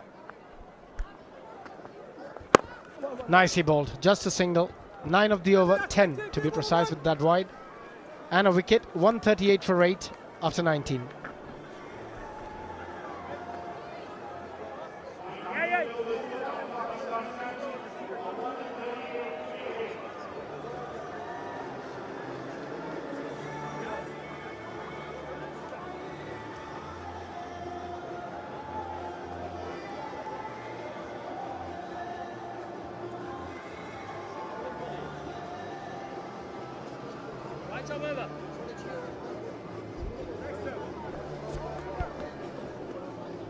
.138 for 8. Final over of this innings for Pakistan champions. England has been brilliant with the bowling changes. Everyone who's been given an opportunity has managed to get wicket. James wins. He's not bowled so far.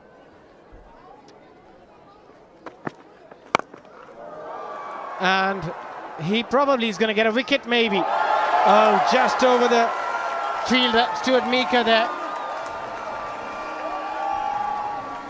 Well, Sohail Khan is very dangerous. He's one of those late order batters for Pakistan that can cause mayhem. He's strong. He's very strong. Yeah, it's a big call. I think side bottom might have a little niggle. That's probably the reason he didn't bowl the final over. And James Vince has to finish things up. But he's not bowled for a very long time. It just showed from the first ball was right in the slot. Again in the slot, and this is a lot longer than the previous one. And 150 up for Pakistan champion with that lusty blow from Amir's bat. 20 now for him of 11.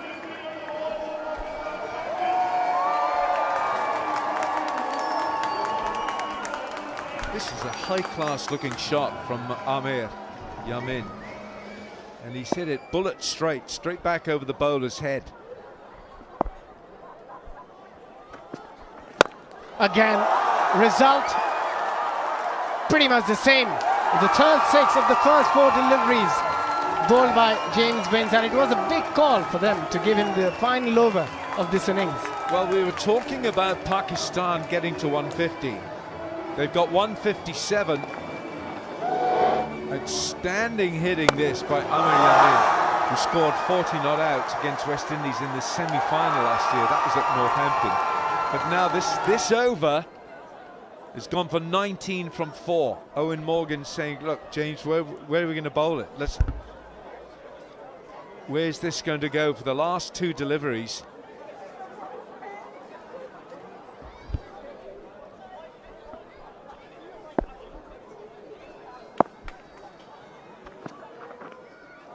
And that's going to be a wide. 20 already.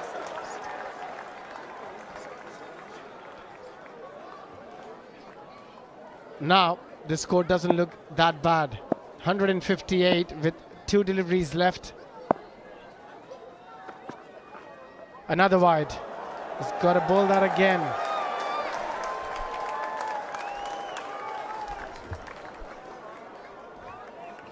Yeah, this was a big call by Owen Morgan. He's waiting for anything length. He's going to go down the pitch.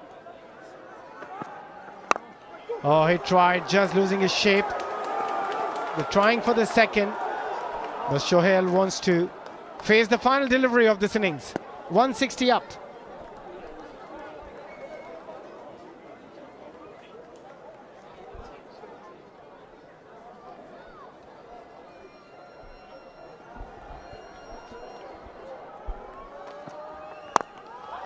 Went for another big one, but this time straight to the fielder.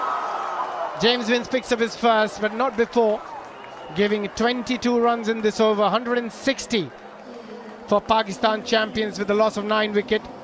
Something for the bowlers to bowl at. Still don't think that's enough on a very, very good batting surface. Well, this was very impressive hitting in the last 5 overs, which yielded 58 for Pakistan, and it's got them to a total of 160. Sohail Khan's gone for 8. Pakistan 160 for 9. I think they'll still be happy. At one point they were looking down the barrel, 120, 130 at max, but through some excellent batting performance, Hafiz batted magnificently. And then Amir, that 27 of 13, gave them the impetus they were looking for. 160 for 9. They finish on after their 20 overs. But England champions, a better performance.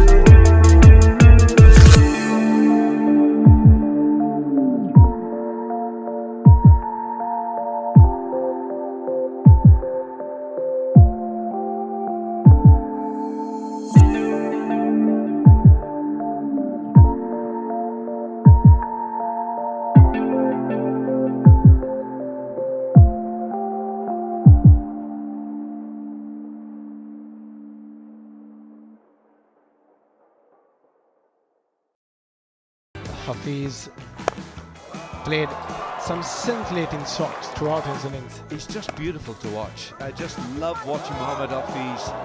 He's almost like a chess grandmaster, except here he got the move all wrong because he was responsible for that run out. And now with that unfortunate run out, and he ran himself out. But he was the man who was watching then Shoaib Malik go on the walk and giving a catch behind. The wickets were falling, but Hafiz was the glue that was keeping Pakistan held together. Some edges flying on this pitch because there's some pace in this pitch. Yeah, we saw that earlier as well, because this being a hybrid pitch, there was an extra bit of pace, an extra bit of bounce. And every time the bowlers bent their back, they got a bit more out of the surface. Jonathan Mascarenas, though, didn't have to do that. He bowled at a gingerly pace, but just kept bowling the right areas. And then at the end, we saw some misfields, some terrific shots. Brilliant batting from Hafiz. He kept going.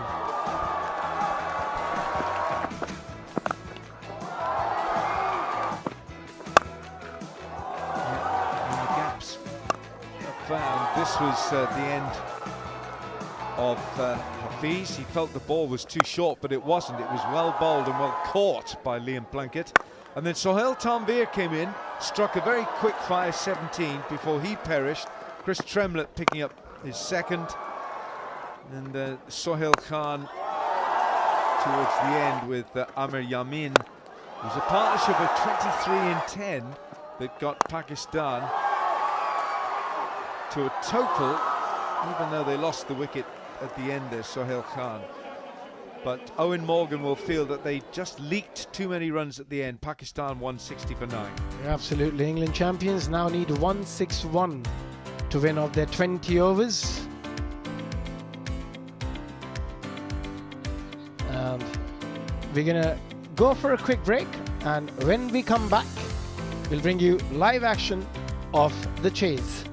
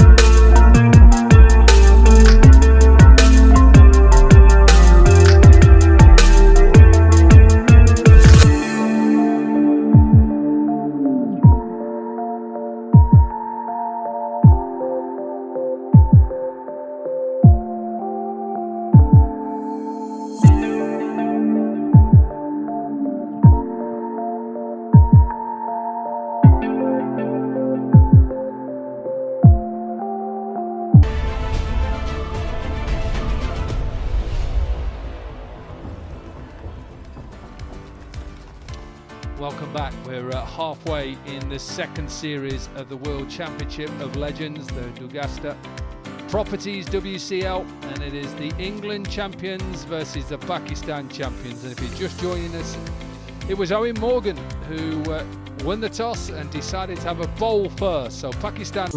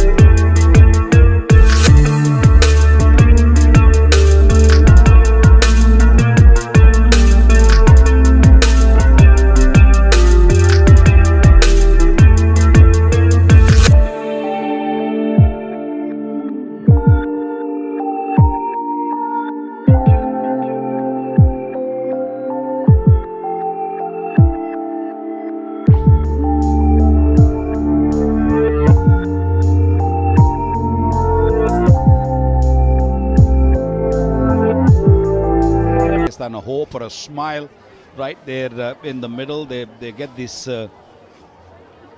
confidence that they can win this game. They're a fine bowling side, Pakistan. Sohail Khan up front with the new ball. He bowls very well with the new ball. Sohail Tanveer is there, Wahab Riaz. They've got a very good fast bowling attack. Now, the idea is to hit the length right, because this hybrid surface does offer you a little bit of bounce and a little bit of seam movement, so this is the time to use that.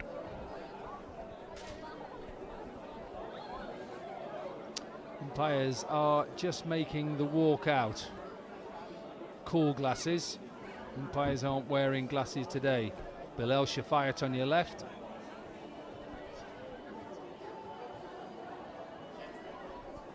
James Treadwell, former off-spinner, played for England and Kent.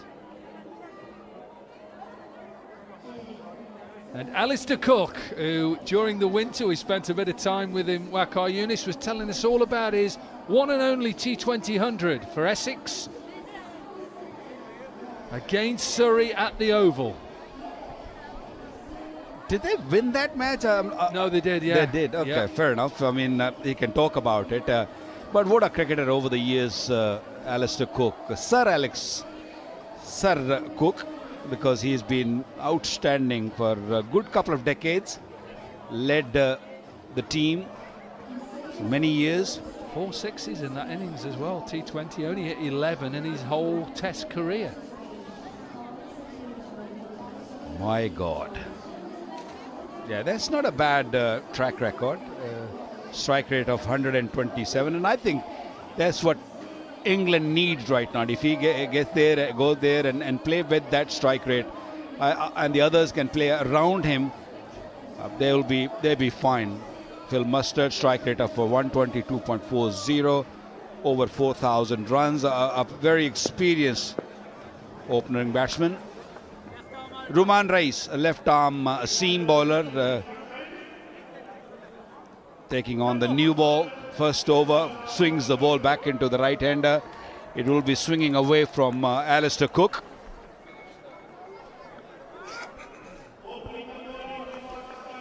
Countdown is on then. Can England get to 161 to win this opening game? Short and stocky top bowler, Ruman Reis, but can get a little bit of movement. Slip in place Waqar Younis on this quickish type pitch here at Edgbaston. Here we go. Off and running for Phil Mustard.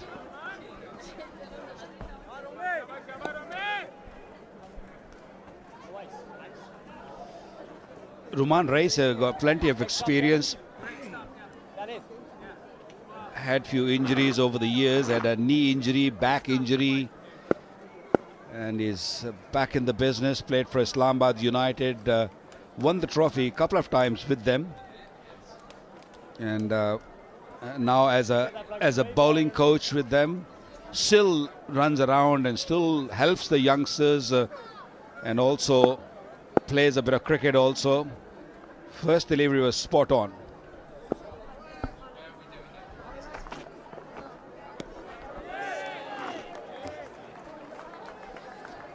You just see how deep Cameron Atmal is. You know, you wouldn't say he's of great pace, Ruman Reis, now, but this is actually flies through to him. Alistair Cook with a lovely leave in T20 cricket. I think this hybrid pitches, I feel that they don't slow down that quickly. Normally what you see when you play in the mornings or in the afternoon, the pitches tend to go a little slow, but not on the hybrid surface. This was a beautiful delivery from Ruman Reis, just a perfect length. Yeah, and just remember, like Alistair Cook did there, he just held for the Vigo Tell selfie moment. Pushing forward, Alistair Cook. We've got the cameras on you, youth.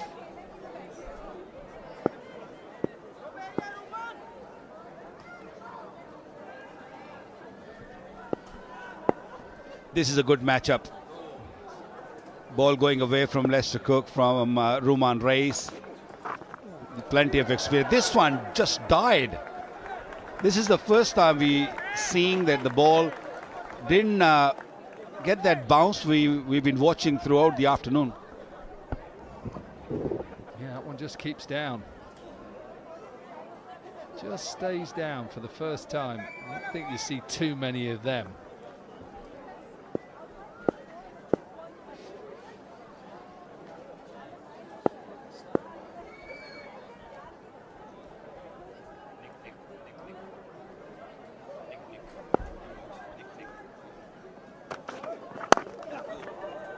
Nice little work to leg side.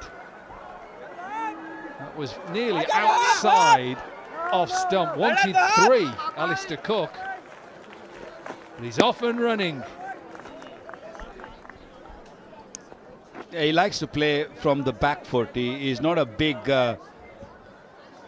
front foot player. He likes to stay back, likes to cut the ball, and mostly on the onside. When you look at his career, and it's more of a nudger on the onside, but a very gritty cricketer. He likes to spend time at the crease. T20 cricket, of course, doesn't allow you to that. That's why he didn't play many T20 games, but Test match cricket, one-day cricket, that's a perfect length for him.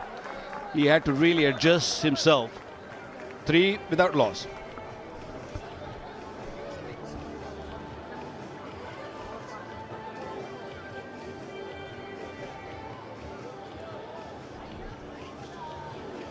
Morgan, Bell, Vince. I would expect Vince to be more at number 3, I would imagine.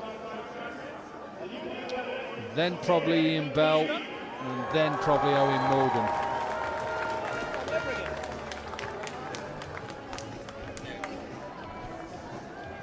This is a pretty strong batting lineup. Ian Bell played quite nicely last year around.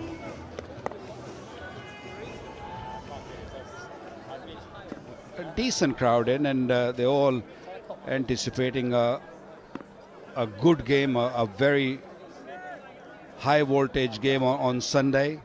Pakistan versus India. Another left armer then, Sahel Tanvir. One of 3 in the Pakistani team, starts off with a wide.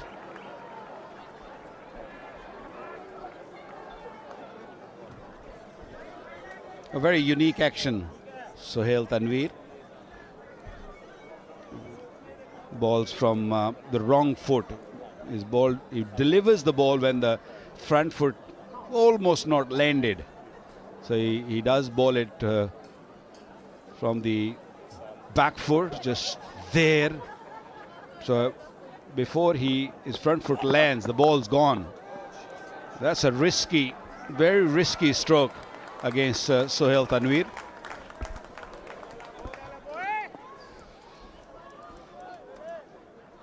Yeah, unusual, you're right, because normally when you're releasing the ball, that front foot is grounded, but it just releases it as it's grounded. Mainly he pushes it back into the left-handers, but he has got the ability to take it away.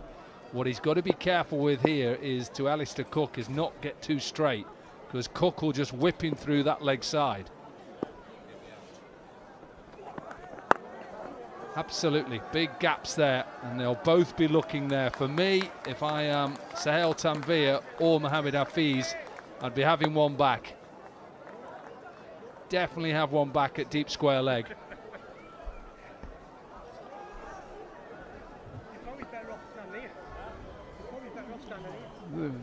Usual field. He's got third man back on the boundary and fine leg. There are few open spaces. If the ball's coming in, and I agree with you, either you bring the third man in and put another man on the onside, or just bowl it, put him wide. This would have been a perfect place for a fielder to be there, because all the batters are aiming is just going with the swing. They're helping the swing to go to the boundary. Yeah, I don't mind having a slip in place. I quite like that in power plays. Look to have the positive option, but you've got Wahab Riaz who's at third, and you can see that both of them, they're not bothered it's going to be pitching on the stumps. They're just going to try and hit it into that vacant gap. So they've made a decision. Slip comes out and goes to short fine leg, and deep square leg. He's changed it back now, so they're not going to have any fine leg. They're just going to have a deep square leg, no fine leg in. He'll go again. He'll pull it leg side. Alistair Cook getting a little bit giddy.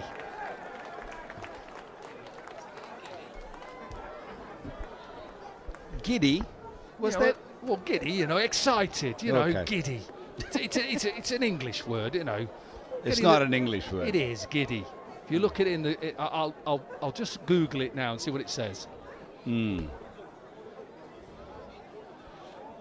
Got to be watchful, careful, Alistair Cook.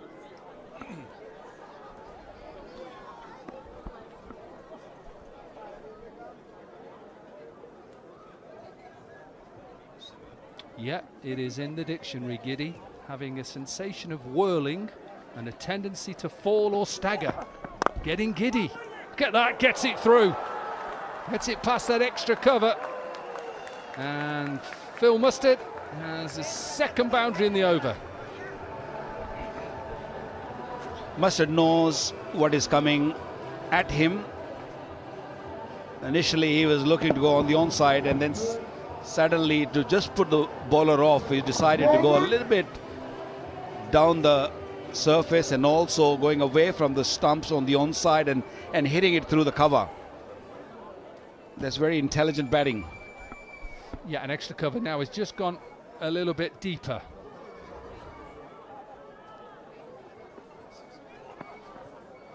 Oh, that's clever. That is clever.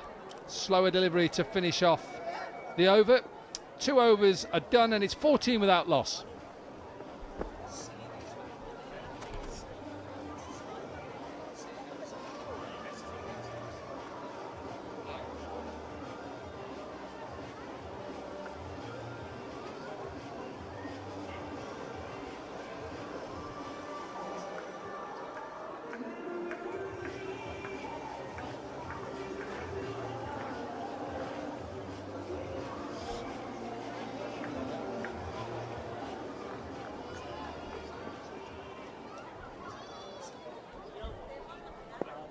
Mustard and Cook then.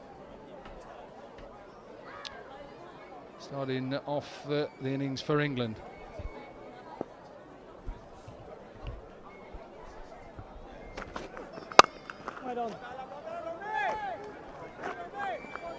Typical Alistair Cook, you're right, stays deep in his crease looking to cut and pull the ball. He's got to do something at the moment. He's 3 from 7. It's not easy. He's not played for a while. And he said when he was in Pakistan, just be kind to me. I'll give him another 3 balls, Waqar, then I'm on his case. You're very mean. He hasn't played cricket for a while, so maybe give him another 10 balls maybe. As long as he just keep rotating the strike, that's what his job is. Played first-class cricket only 2 years ago, Alistair Cook. But this isn't bad bowling from Ruman Race.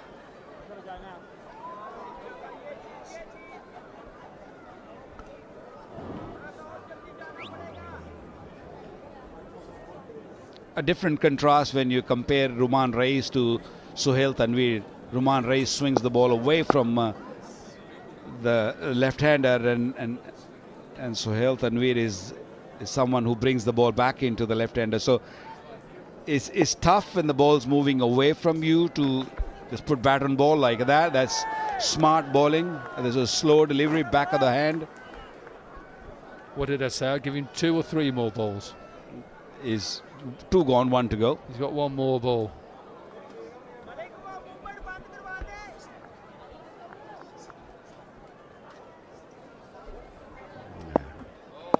Back of the hand. It's not an easy delivery to bowl, and that one landed right on the seam and just bounced and spun.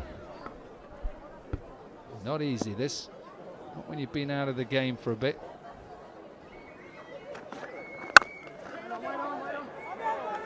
He still can't get off the mark now. Maybe. Oh, he wasn't backing up then. He turned his back. Well, Koki, that was the delivery.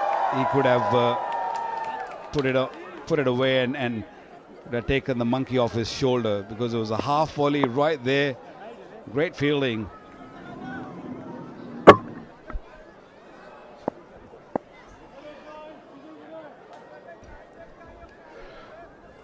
Now what?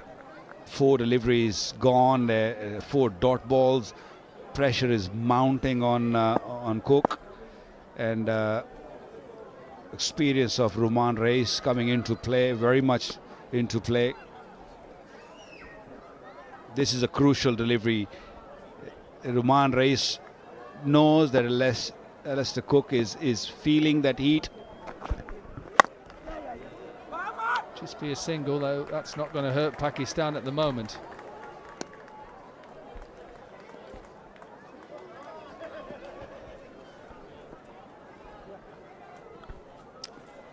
Not easy when you're batting against a new ball. We also witnessed in the first inning when Shurjeel and Kamran Akmal were batting against side bottom, and Liam Plunkett and all their fast bowlers. They're tall. And that's a very similar sort of problem the England bowlers are facing. So just one run from this Rumen race over. They'll just quickly pick up another. So a good over for Pakistan and Rumen race. 3 done and England 16 for none.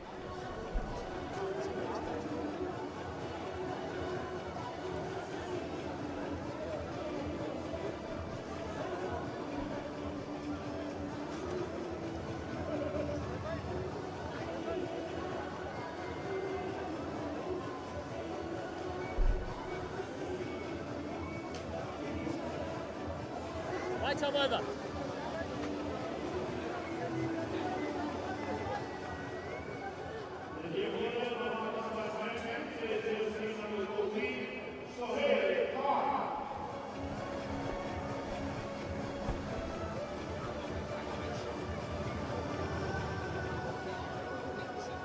$16 without loss.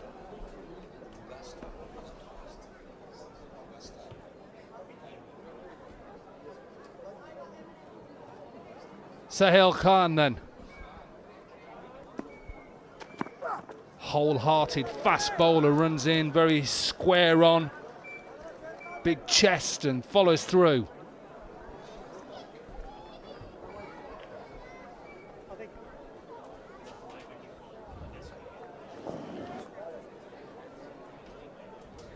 In his heydays, Sahil Khan was an amazing bowler. Picked up 5 wickets here at Edgbaston in a test match.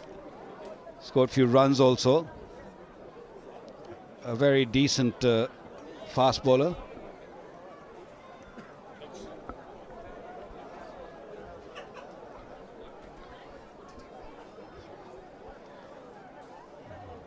Pretty good start from Pakistan, although they haven't picked up a wicket yet, but things are in control, things are tight.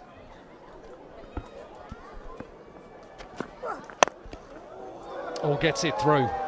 A little bit of late swing that it actually came right into the middle of Phil Mustard's bat. Yeah, that was a classy shot.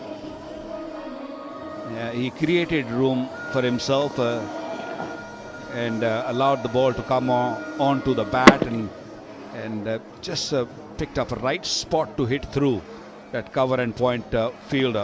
Lovely shot.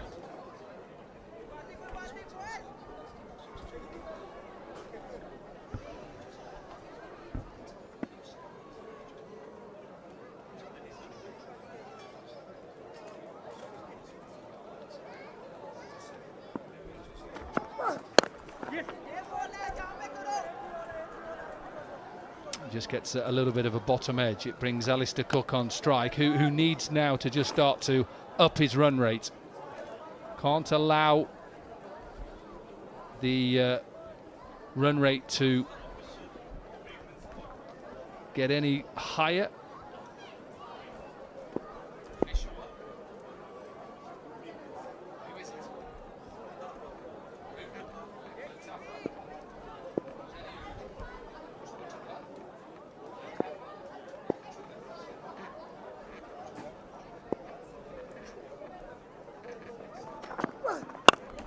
Oh, what a shot. Does he get it over the top? He does, Alistair Cook. You go. Nearly got a boundary. At least the intentions are very clear. He means business. He wants to go over the top. Not seen him playing that shot many times.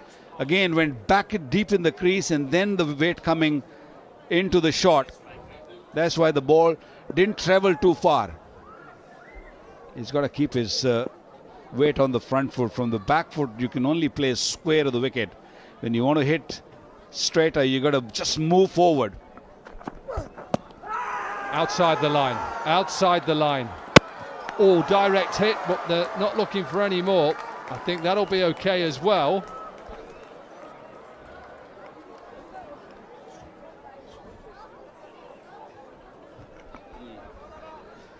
Yeah, good appeal, but I think that one was pitching outside the leg stump. The ball wasn't coming in. Ball was swinging away from Alistair Cook. That's why that cannot be given out. He missed out, Alistair Cook, I would say. It was a ball which could have been easily fetched few runs off. Strike rate of 46 at the moment for Alistair Cook. That needs to improve.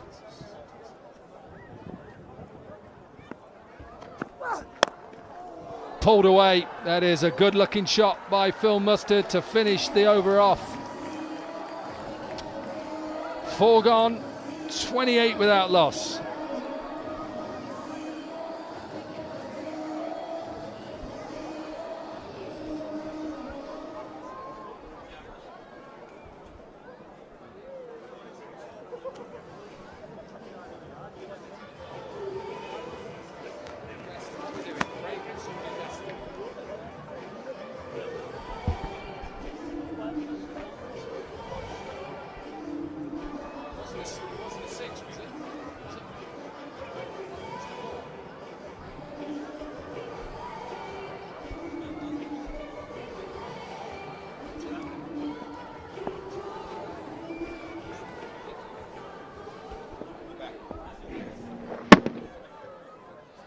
And he's my trip 4 to finish off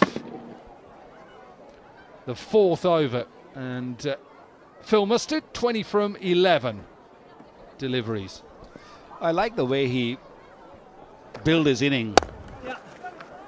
Trying to copy Alistair Cook, but not getting in the right position to hit that one.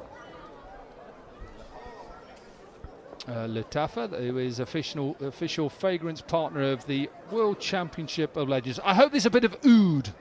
I like oud in my aftershave. I have to go and try them in a bit. I think they'll send you. Don't worry about that. Hope so. You'll get some perks from here, for sure. Really? A few muftas.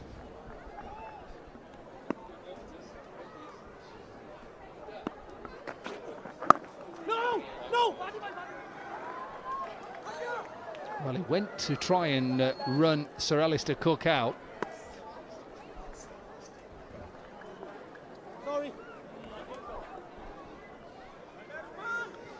Well, the problem is not that Alistair Cook is not getting runs. The issue is that Phil Mustard is feeling that pressure of him, because if you're eating up too many deliveries from the other end, then Mustard has to take an extra risk, and that can be a little risky.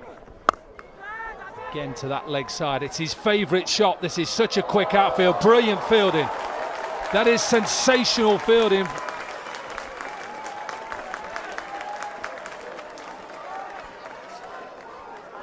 Asif Ali in the deep there. It'll have to just be checked, but I tell you what, the commitment, 100%. Yeah, great effort. You had to really run about 20 odd yards. I think before his foot hits that skirting, he actually pushed the ball to his partner, who was running from mid wicket. So well done, both of them.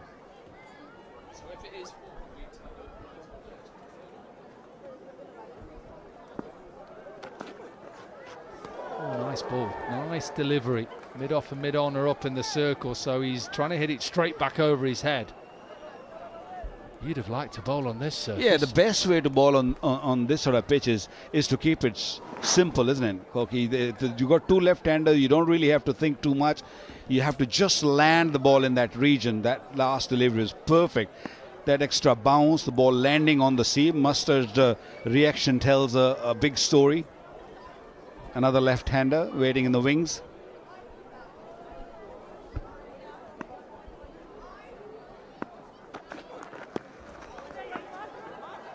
A little bit of a glove. He'll pick up a single.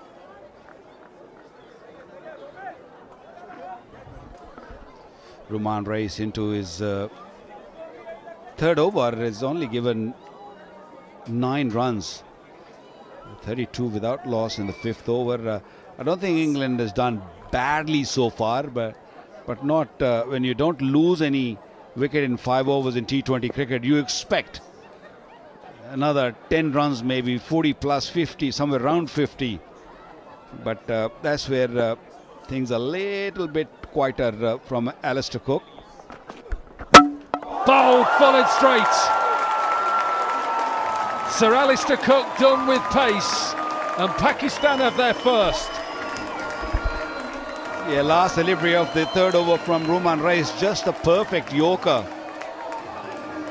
Up there, full length, right in the stumps, and I think Alistair Cook missed a full toss. It wasn't a Yorker even. It was just a swinging, full length, full toss, which hit the base of middle stump. And Alistair Cook, a little scratchy innings comes to an end. Scored 7, is 32 for 2.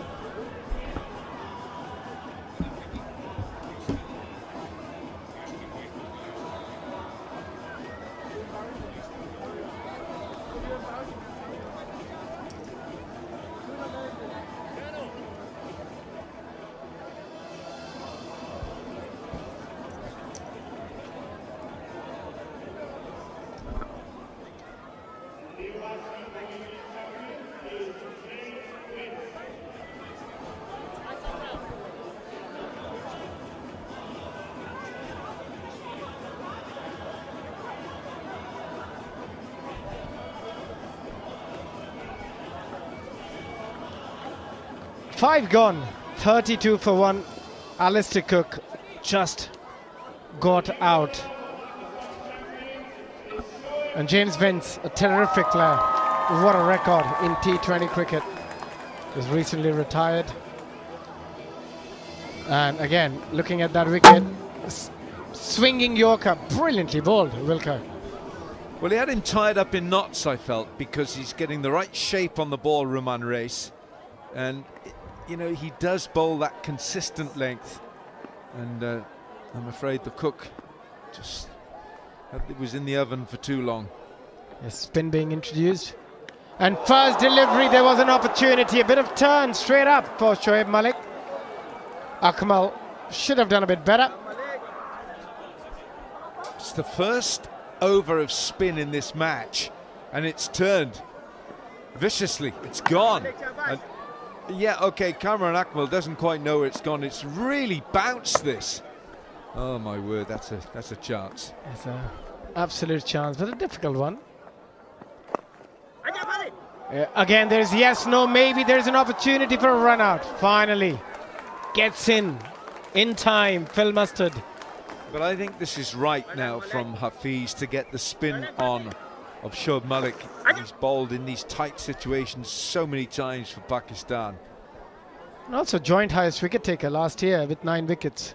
Shoaib Malik in the WCL bowled really well. Highest run getter as well with over 275 runs. A reverse sweep comes in, an opportunity just over the fielder. A shot third, Sohail Tanveer. Absolutely no chance. A much needed boundary from the bat of Mustard. Tantalizingly, Sohail Tanveer was just looking at this. He felt it was coming his way, and so did Shoaib Malik. Yeah, never really in grasp. Yeah, I think Sohail Tanveer was interested, but then he realized it was way over his head. 27 of 18 for Mustard.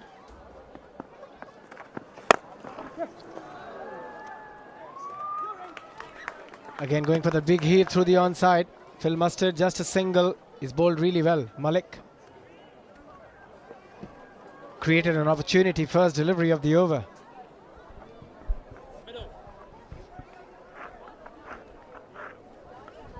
Well, he has all that experience. Now, genuinely, James Vince is one of the highest calibre of players in this tournament. And he's still an active player for Hampshire. And he's finished the T20 campaign last night, I think it was, for his county.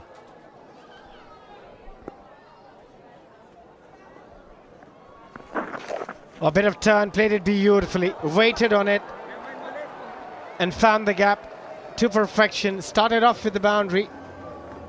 You don't expect anything less from him. He's a wonderful player to watch. Yes, he is, and this is not well bowled. Look, that's That's a gift. It's outside the leg stump. All you have to do is get something on it, which James Coates does. Cameron Akmal's got no chance with that.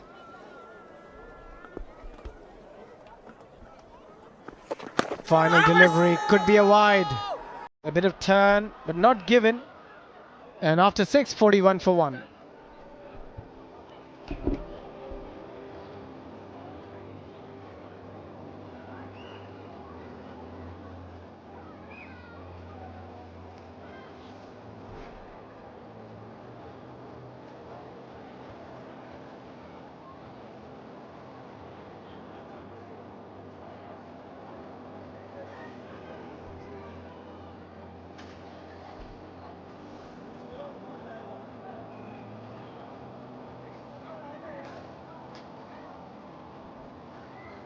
And if you compare both sides after 6 overs, England champions slightly ahead. 41 for 1, Pakistan champions were 2 down for 33 at the same stage, chasing 160. And Malik is going to bowl his second over. First over went for 9, required rate at the moment 8.5. And the power play is done. It's been a decent power play, getting 41 runs with the loss of 1 wicket of Alistair Cook. He found it slightly hard, looked a bit out of touch for his 7 of 15.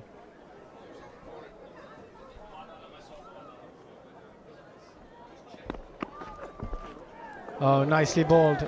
And now let's go down to Karishma for a quick interview. Well, I have with me our title sponsor, Mr. Tausif Khan, and your lovely company, Dugasta. Great to have you here. Tell me about your affiliation and association with this wonderful league, Season 2 of WCL. Well, thank you very much for having me here, and I'm so happy and proud to be part of this WCL. Reason for being associated with WCL is just because WCL has got a legends in this league, and we are going to be legend very soon in property development soon. Yes, also you were telling me about 10 on 10. 10 on 10, as you see the players behind me, they all are 10 on 10, has been 10 on 10, and we are giving the scheme which is 10 on 10. Anybody who is investing with us, they are getting 10% ROI for 10 years. So that's why we are making sure that all the investors who are investing with us, they are getting 100% returns in 10 years time. Tell me, now that you're associated with this amazing league, do you enjoy cricket yourself, watching it? Did you used to play cricket when you were younger or now? Every Indian, if you cut the hand, then you will see the blood coming out is cricket, not red blood and all. That's a good answer. And isn't it amazing that it's day one? Look how amazing the crowd is. So beautiful. I have never experienced this kind of things what I'm experiencing now. This outstanding, and I wish I could take another life to become a cricketer and next life, inshallah. It's never too late. And quickly, before I let you go, tell me about Dugasta itself, you know, the name. I wanted to know about the name. Dugasta comes from a very passionate thing. I love Dubai, so I took Du from Dubai and Augusta because I love passion. My passion is for golf. So Augusta is ultimate destination for golf. So I club both of them and become Dugasta. Yeah. And Dugasta stands for 7 Emirates because 7 alphabets are there. And our logo also reflects 7 towers, which is part of 7 Emirates and all. So Dubai and golf and Emirates and cricket. So you're a complete all-rounder. Looks like, and successful all-rounder. Touchwood. Thank you so much. See you soon. Thank you. Thank you very Back much. to Thank you. you. 5 so far of this over. It's bowled really well, Amir. And that's again played slightly late, opening the face of the bat. Just a single. The required rate is getting to a territory of close to 9. They have to keep a close eye. What they don't want, the required rate, Wilco, to go over 10. And that's where you start panicking a little bit. Yeah, it's manageable now because they've only lost the 1 wicket. The problem for Pakistan was when they began their innings, they found themselves 48 for 4. Whereas England here are 47 for 1. Oh, nicely bowled. Good change up, slow delivery. 6 of the over, 7 gone, 47 for 1.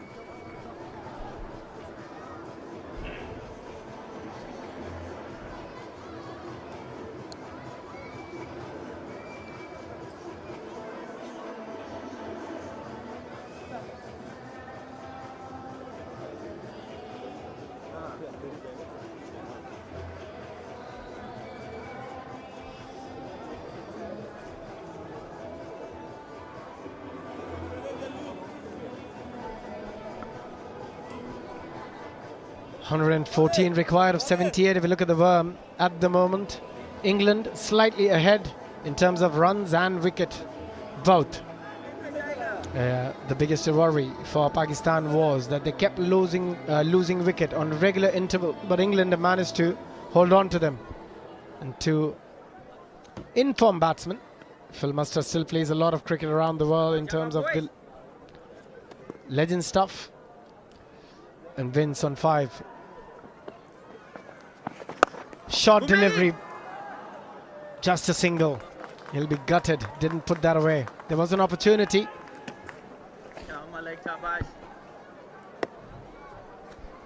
He likes pace on the ball, James Vince, but Phil Mustard is the key man here for England. He's well set, 33 from 23, and hits the ball with real power, doesn't he? Powers if it's short, he deals with it square. I think what he needs to be doing here is be a bit careful against Shoaib Malik. Not try and take too many risks against spin. He's managed to get a bit of purchase off the surface. And Phil Mustard, yeah, he's very good against spin. He loves to play the sweep, the reverse sweep. But he's a very smart customer, Shoaib Malik.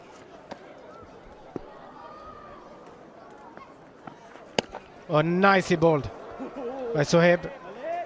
Straight with the arm, no turn on that occasion. Vince was looking for that turn. The line is so good here. Look how that's just gone on with the arm. He's just a slight change of grip, the ball sitting differently in the hand. Well bowled.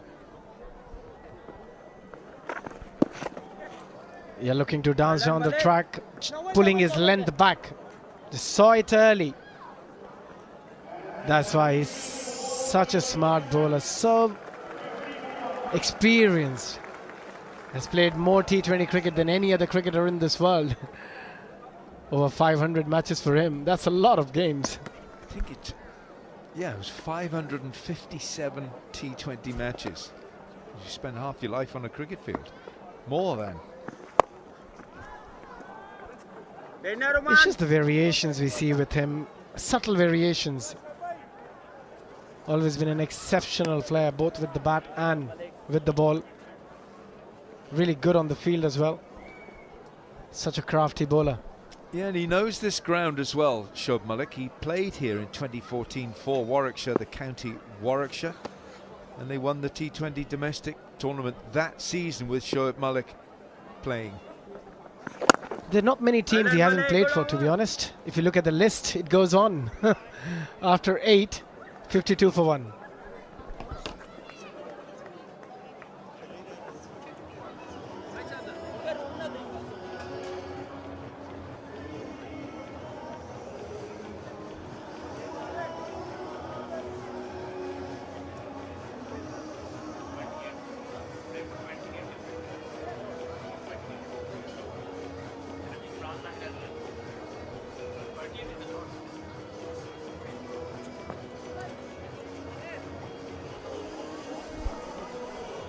.52 for 1 after 8 overs. Phil Mustard.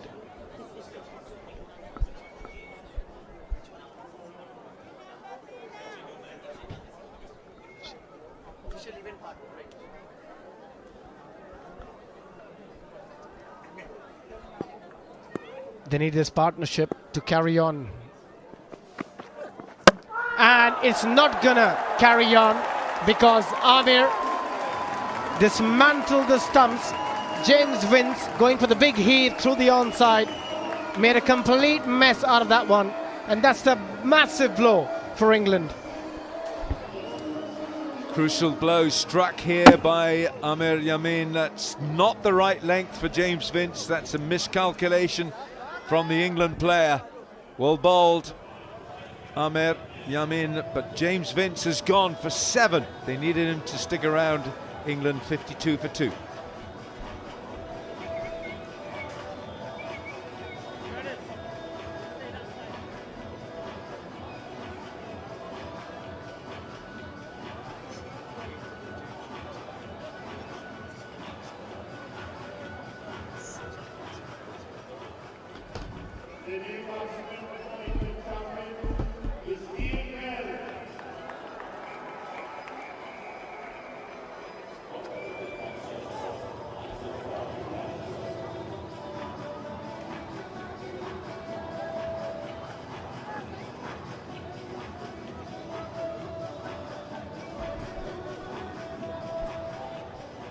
Ian Bell, what a player, what a player.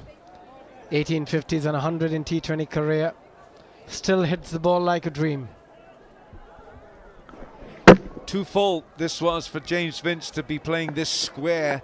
That needed to be hit straight past the bowler. The V was in the wrong area of the ground for James Vince. And now Ian Bell is the man who's coming in on his home ground. He's played here with such distinction, Ian Bell, over so many years. Exchange on our official events partner.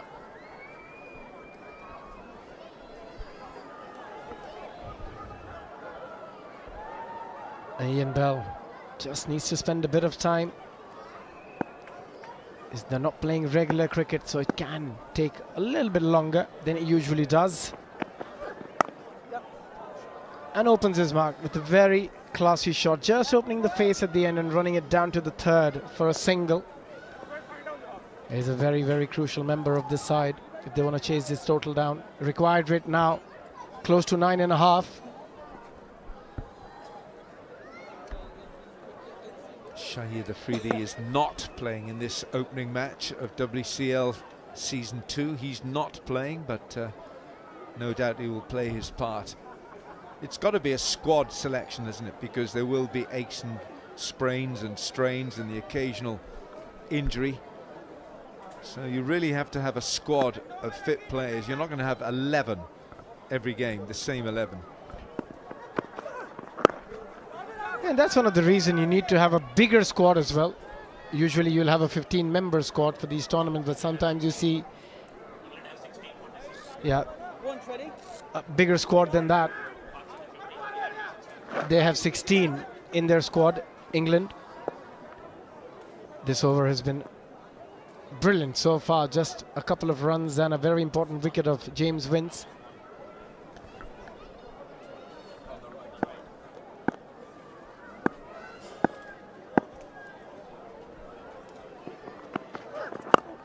Nicely bowled. Subtle variations, just nipping the ball away. Both the slower delivery very well as well, Amir Yamin.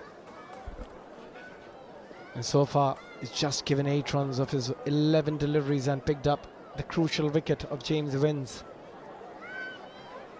Between Mustard and Bell, the need to formulate a partnership here. But this is getting slightly difficult now for England. The required rate for the first time has jumped over 9.5. And that's what we were discussing earlier, Wilco, that they have to keep a close eye on that.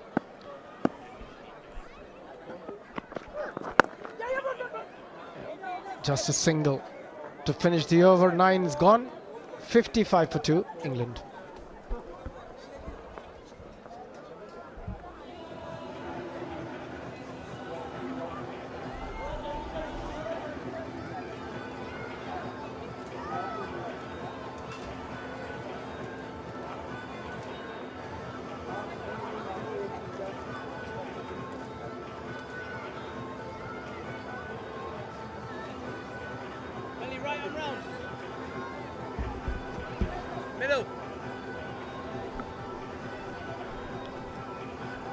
There was a big wicket in the previous over of James Vince.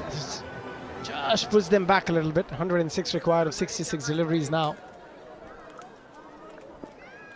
Sohaib Malik again bowling around the stump. A big appeal.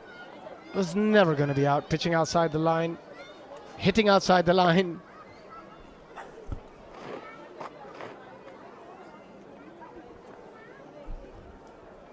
It's a beautiful evening here now. It's coming up to 7 o'clock in the evening, local time in the United Kingdom. Sun is shining and the shadows lengthening. It's a good time to bowl.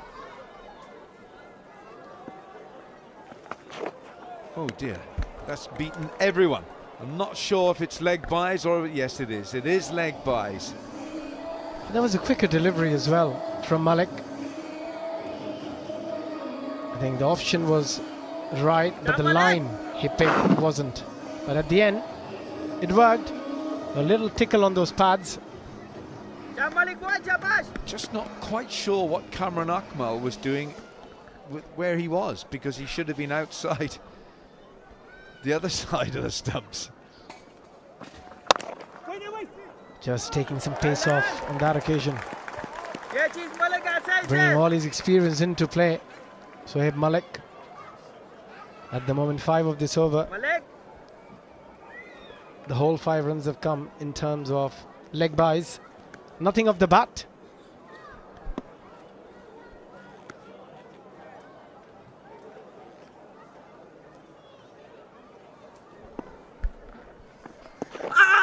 It's a big appeal.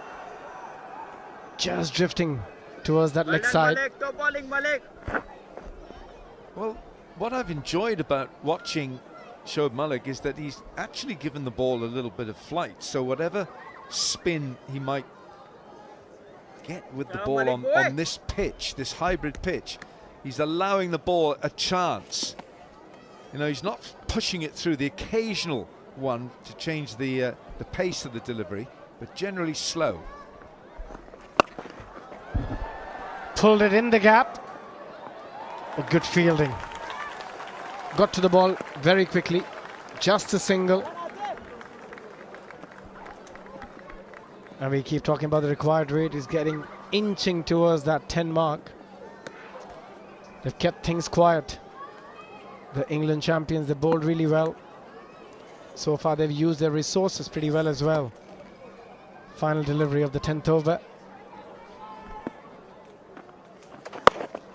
And a big heave through the onside, but still just a single straight to the fielder. Amir Yamin was the fielder. 10 gone, 63 for 2, England champions.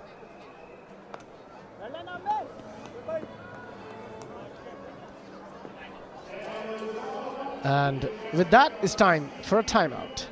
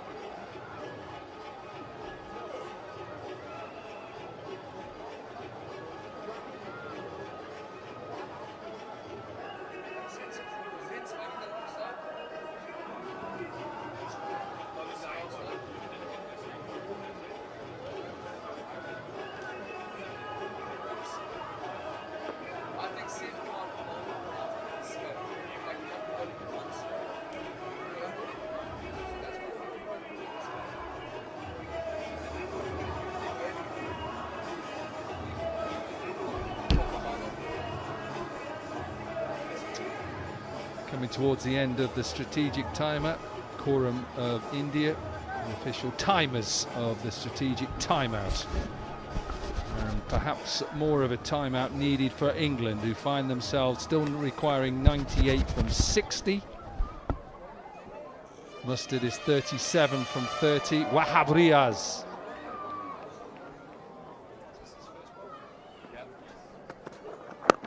First bowl for one of 3 left armers in the Pakistan team. They've bowled well up to the moment. Ruman Reyes with 3 overs, 1 for 9 has probably been the pick. Ruman Race.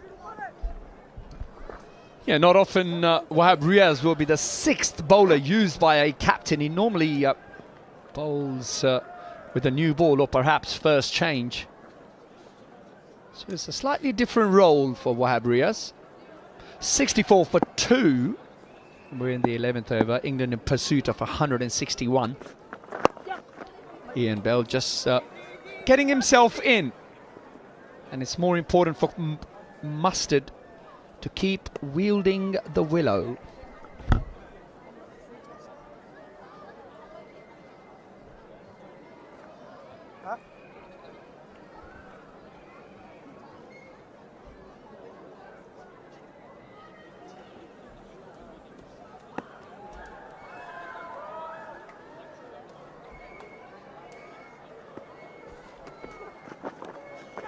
A little bit of a top edge or a wrist, maybe just lobbed up.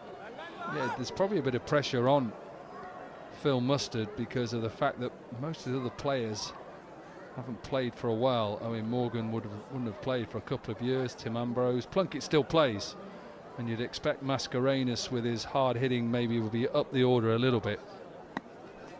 But a lot of pressure on Phil Mustard at the moment. Can't see any pads on Dimmy's legs though. Nice looking shot. Yeah, you mentioned quite a few players wouldn't have played for a while. I do believe Owen Morgan played a tournament in India a few months ago. There's a lot of Legends Leagues that have propped up, so he was part of that. But yeah, certainly Tim Ambrose, Dimmy Mascarenhas. I don't think they would have batted in a pressurised situation as such. There is still the likes of Ravi Bopara, Samit Patel and of course Moeen Ali to come back into the squad. So it'll definitely strengthen up the batting. That should be called a wide. Another welcome run for England. Required rate just creeping up to 10 and over. However, with wickets in hand and the experience of Morgan, you would think that England are still in control. 64 in that Masters he played in India. Was his last game. Owen Morgan, 64 against Australia. England take on Australia tomorrow. 2 games tomorrow coming your way. Super Saturday. Swing and a miss.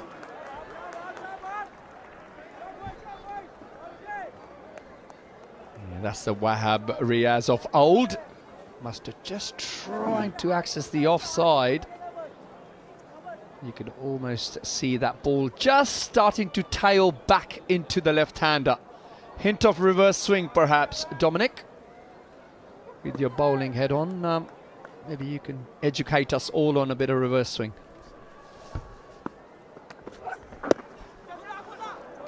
Probably pick up just a leg by.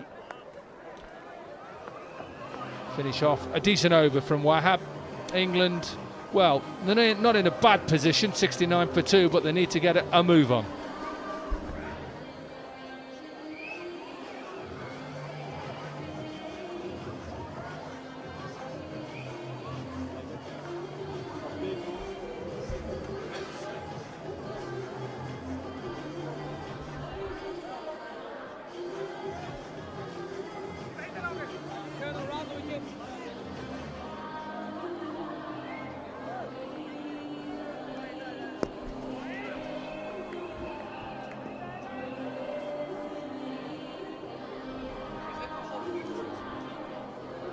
.92 then required off 54. They're still going okay, but remember that Pakistan finished the innings off well, especially that last over from Vince. So work to do for England. Pakistan at the moment, you'd say, in control of the game, and a bit of pressure on this man here right now. Phil Mustard, 40 from 35.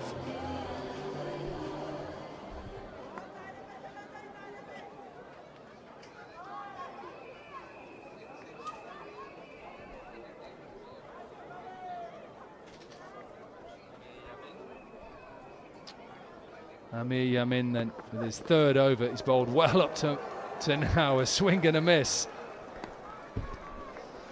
Yeah, Phil Mustard does a couple of these big whooshes and he seems to be missing them. I've got a feeling he's trying to overhit the ball, losing all his shape.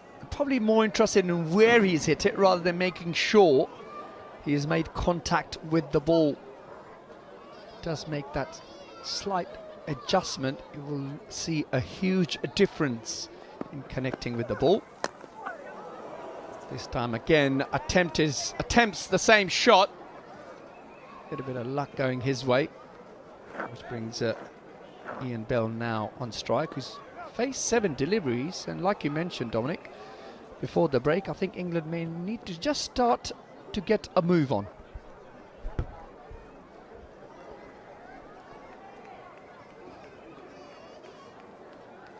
Yeah, this partnership is 18 from 20 deliveries, so just under a run of ball at the moment.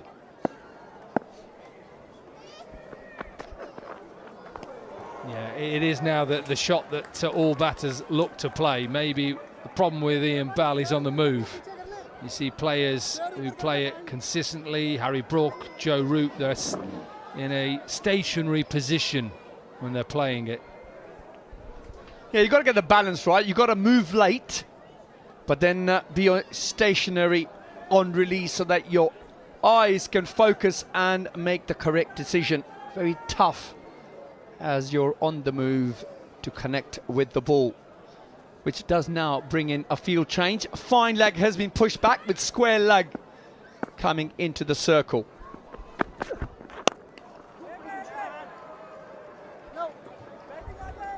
Just another single, so at the moment nothing is hurting Pakistan too much as in boundaries. 90 from 50 deliveries then required from here. 32 balls since that last boundary, so Pakistan have bowled well. They certainly have bowled well. And now the run rate now creeping up nearly at a smidgen below 11. Amir has been outstanding with the ball. Flat batted down the ground, but again, only a single added to the score. 73 now. Sorry, 72 now for 2. One more ball left in the 12th over.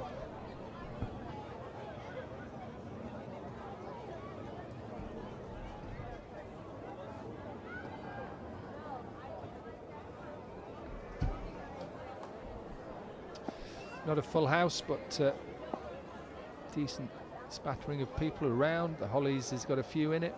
You can expect more to be coming in for the big game on Sunday.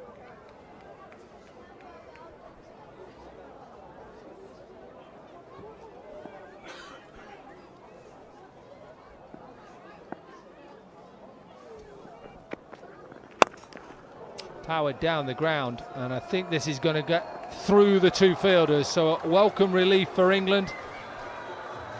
First boundary in 34 balls, end of the 12th, 76 for 2.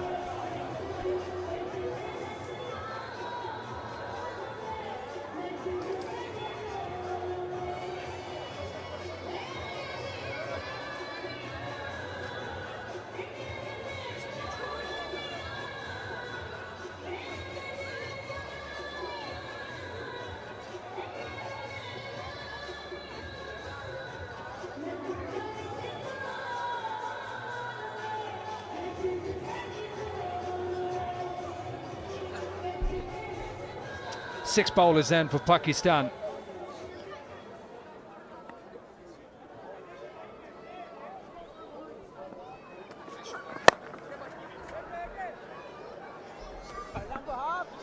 Well, it looks like Phil Mustard has had enough. He's going to try and get after the bowlers.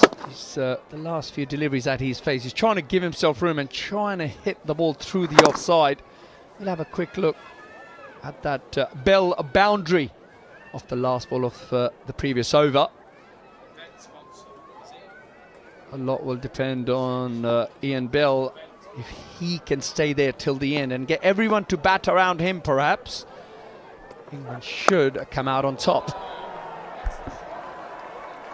What a shot that is.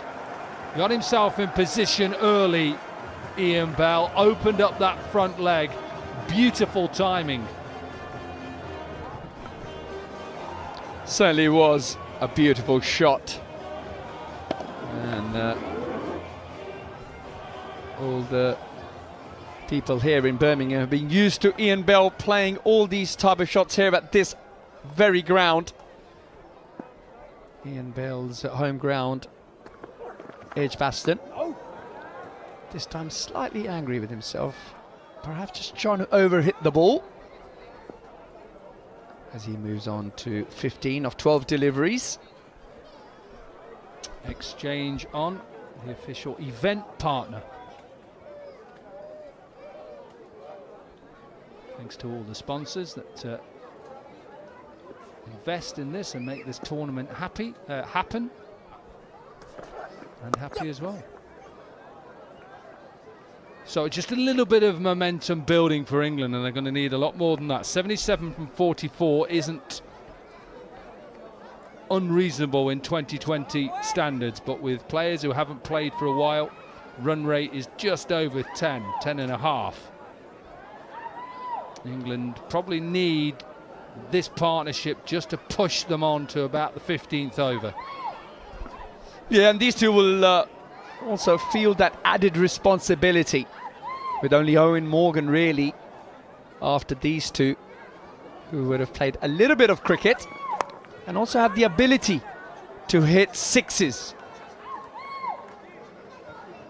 That's where I think these two will realise that if these two can take it deep and then maybe perhaps rely on Morgan, maybe Mascarenhas could be promoted up the order and try and wield the willow and somehow try and get England over the line.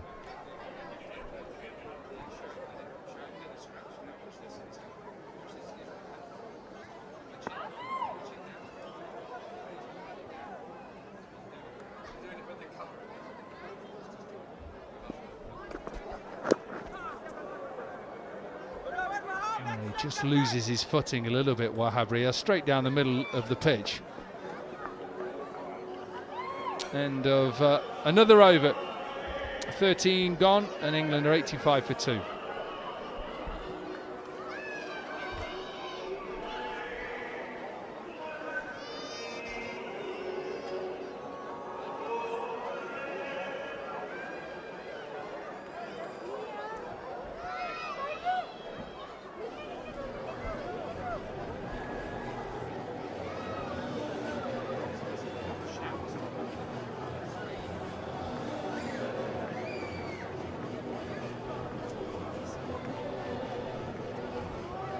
Evenly poised then in match one of this Dugasta Properties World Championship of Legends 2025.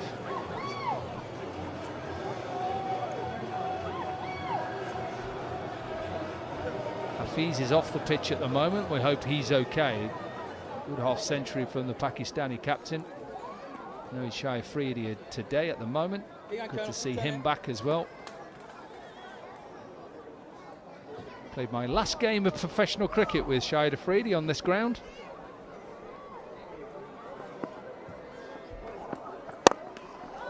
Full toss, and this is smashed. It's help yourself, really.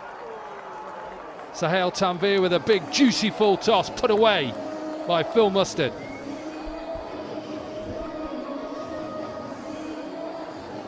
An absolute gift there by Sahel Tanvir. Mustard saying thank you very much. Eases it over the offside.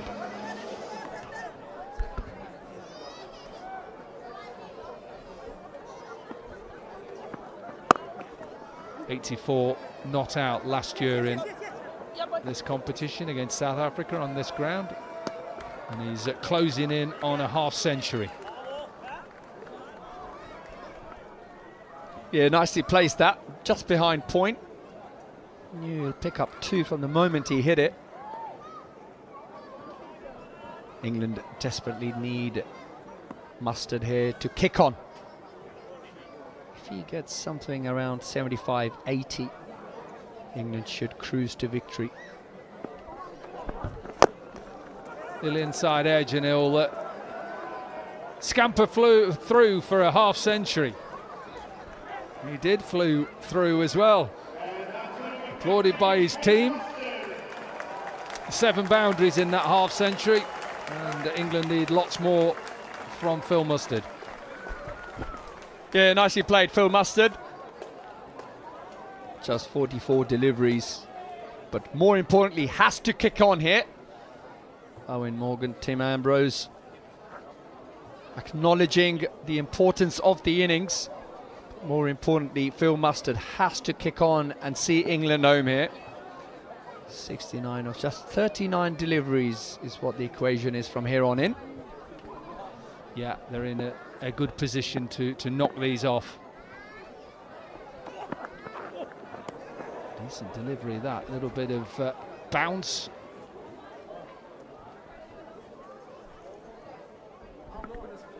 Been a decent wicket actually. If you bend your back, there's a little bit of movement and carry. Look at that.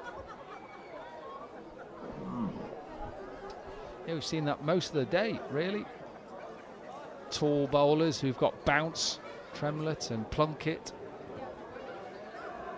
Pace from Mika and side bottom.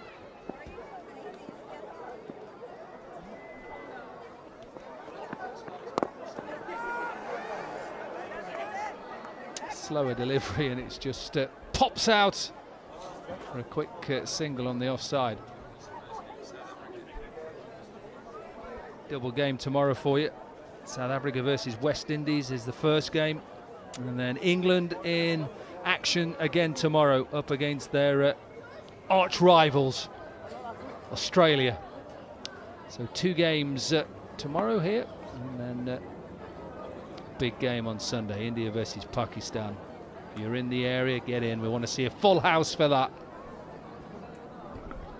I'm pretty sure you will see a full house for that. That is one game that does really get everyone involved in the world of cricket. 14 overs gone, England 94 for 2.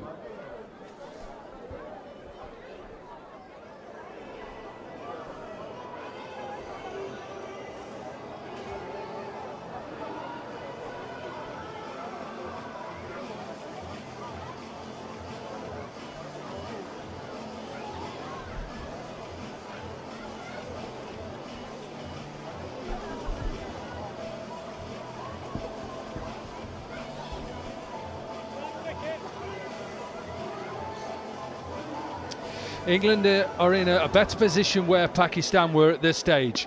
Pakistan 88 for 6, but Mustard and really got through to a decent total in the end. Mustard 51 from 45. Amir Yamin with his last over, he's bowled well. Bit of pace, 1 for 16.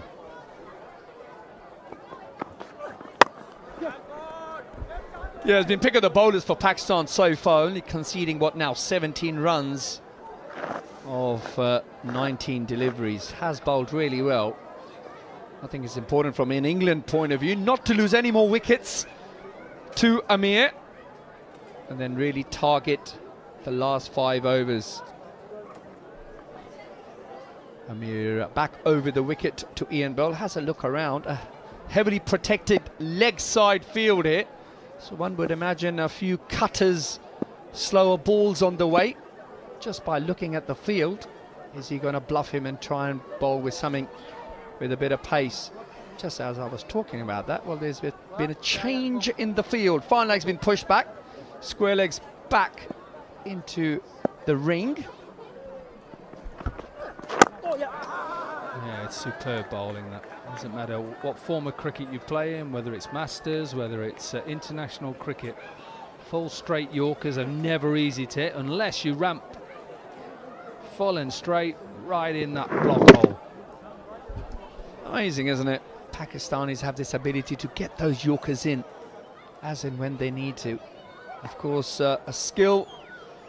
Wazim Waka were very well renowned for it. Wahab Riaz, and of course now Amir executing that skill beautifully. Yeah, that's executed well as well, because a little bit of pace off. You talked about cutters, and the 100 comes up for England. Now they're getting themselves into a position to knock this total off. Yeah, nicely placed there by Colonel. Knew he just had to get it this side of the man at deep square leg. Make sure that he uses the pace and picks up a welcome boundary for England as they move on to 100 for 2. 8 wickets in hand. That will give England a bit of confidence. Oh, full toss, and he just misses out as it passes him. I tell you what, he's just looks quicker than you think, isn't he? Lataffa, who is the official fragrance partner of the WCL. I'm looking forward to hoping they've got a little bit of oud. Nice bit of oud. Lataffa, we can have some up in the commentary box. Myself and Alan Wilkins, O.A. Shah.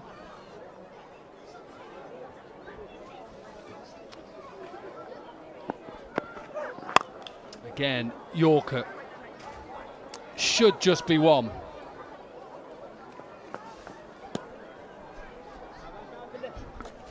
Yeah, just seems to nail that Yorker in, Amir. I think if you've got that skill, and if you've got batsmen in front of you who are not trying to ramp you, tell you what, why not bowl 6 of those? He gets it right every time. Bit of a discussion now between the captain and bowler. Bowler wants a fine leg back and wants to put extra cover on the ring. Leg stump Yorker coming up, perhaps again, Dom? Yeah, you'd think that.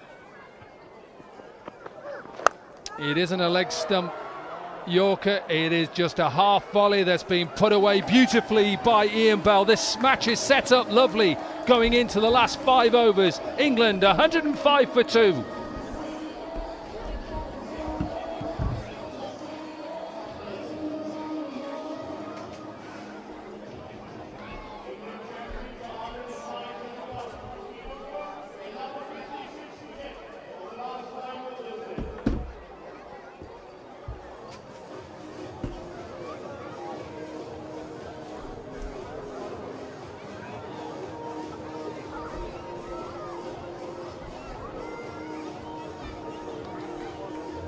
Oh, this match is on a knife edge now. The one thing that England have in their favour is that they've only lost 2 wickets, so they have wickets in hand. Ian Bell would know that. So too with Phil Mustard. Some very handsome strokes we're seeing here. Akash Chopra. Yeah, Phil Mustard. It felt for a little while that he got stuck in the middle, but now he's found his rhythm again. He's absolutely clothed this. It's gone nowhere. It's not a very good verb to use that, really. When you say cloth, it's like hitting it with a piece of material. Not a good willow. But it's gone nowhere with the ball. But Mustard is key here. Now England wanted 56 off the last 5 overs. Pakistan scored 58 off their last 5 overs of the innings. You said that one thing in England's favour is the fact that they've lost only 2 wickets, but I doubt that they're going to get a James Wins kind of over, a 22-run over. It's a good call actually, because Ryan Sidebottom for some reason did not bowl his full 4. So now someone like Sohail Tanvir, who has so much experience, he knows how to bowl in these clutch moments of a match to close it out for Pakistan. And the required rate is heading towards 12 and over. So the The car is the green car on the front row of the grid at the moment, but the blue car is not far behind.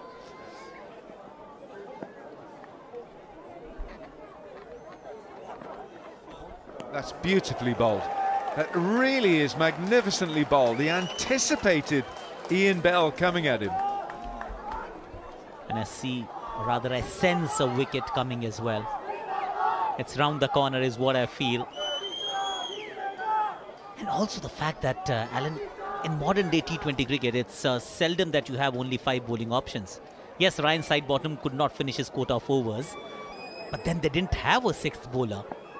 They went to James Vince for the final over of the game, and it cost them 22 runs.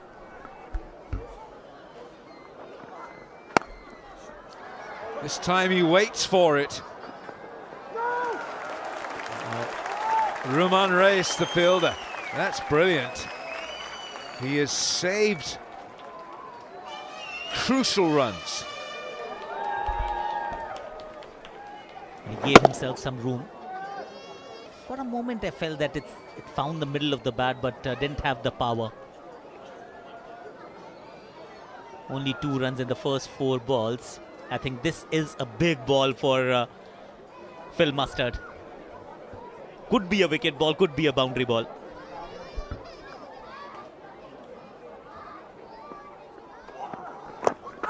Oh, that's close. Very close. The umpire is convinced the finger had to go up. Phil Mustard looking leg side for a ball that was bullet straight. And it is a wicket ball. A full ball within the stumps. Mustard was trying to half sweep, half scoop. The question is whether the impact was within the stumps or not.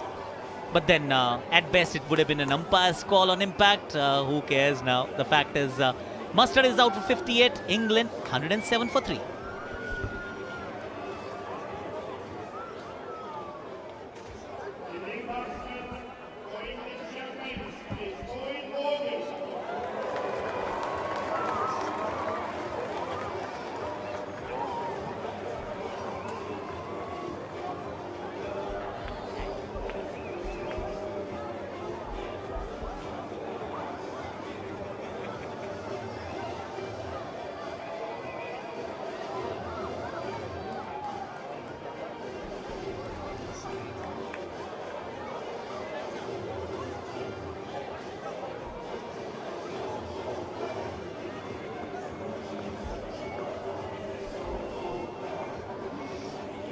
New man is the England captain, Owen Morgan. 374 matches. Hasn't got 100 on that T20 CV, but he's got 7,780 runs with a best of 91, and the strike rate is healthy, very healthy. And England have a job to do here, because the strike, or the required rate, is a fraction under 13 now. Oh, he's chipped it. And it's gone off the edge of the bat. 16 gone, 108 for 3.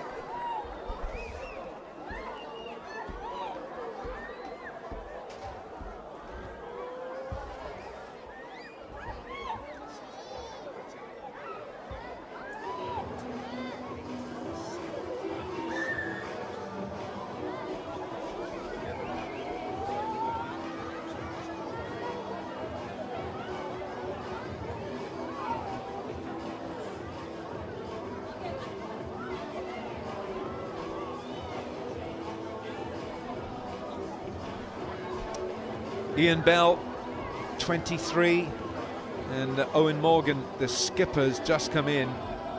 This is the end of Phil Mustard. That ball swinging late, viciously, and in my mind that was an easy decision for the umpire to give him out.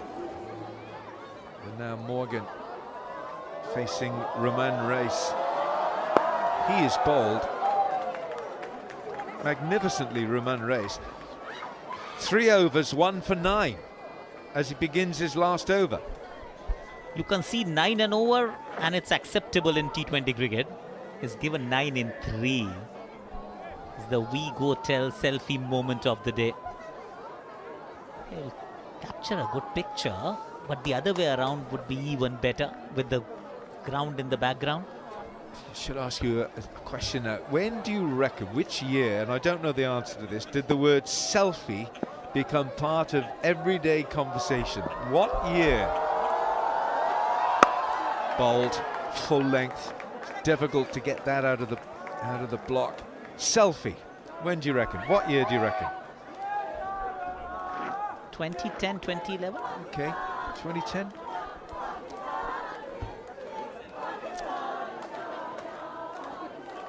Just trying to think when Dominic Cork, because Dominic is a man of fashion and he's up with all these things, when the word selfie would have come up, and our statistician Mazhar Arshad has used AI and he says 1839. I don't think they had mobiles in the early 19th century. The earliest known photographic self-portrait, often considered the first selfie, was taken by Robert Cornelius in 1839.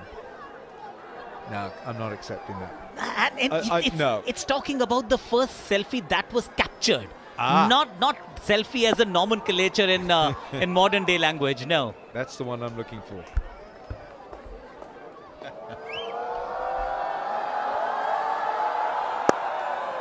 This is outstanding from Roman Reis.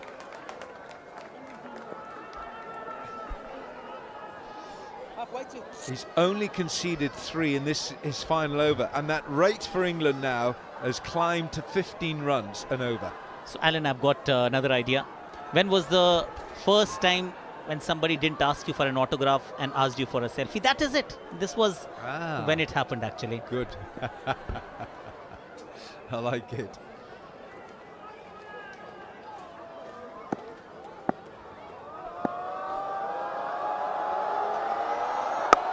Goes wide this time. The man is out there. Okay, here we go. So Mazhar Arshad has come up with the defining truth. In 2013, the word selfie was officially added to the Oxford Dictionary. There we are. Well, thank you, Mazhar. You have proved your worth today. You're part of the language. Well done. He's a part of the selfie mafia. He I saw him clicking a few.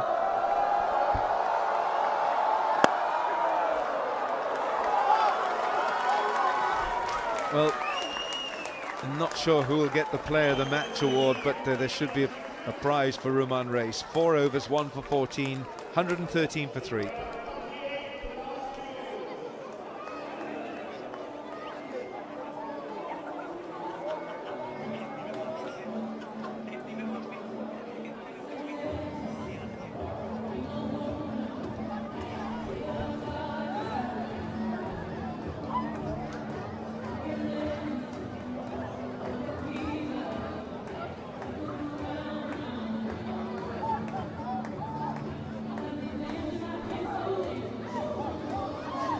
England are up against it here against Pakistan, the legends, the World Championship of Legends, opening up with this first match, England against Pakistan, and England champions need 48 from 18 balls.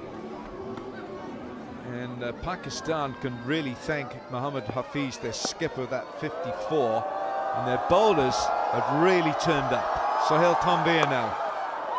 Owen Morgan swinging the bat. He's not going to get back the boundary. It's Roman Reis, always in the game.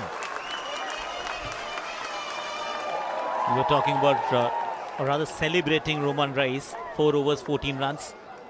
Picked up a wicket as well. And that to of Alistair Cook. And Tanvir has done an equally commendable job. He conceded 11 in the first over. Was then replaced by Sohail for the next over. But he's conceded only 24. So incredible bowling performance from the Pakistani pacers.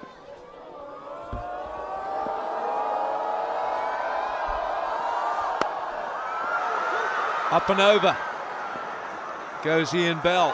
This time it is 4. This time it's a boundary that England desperately need.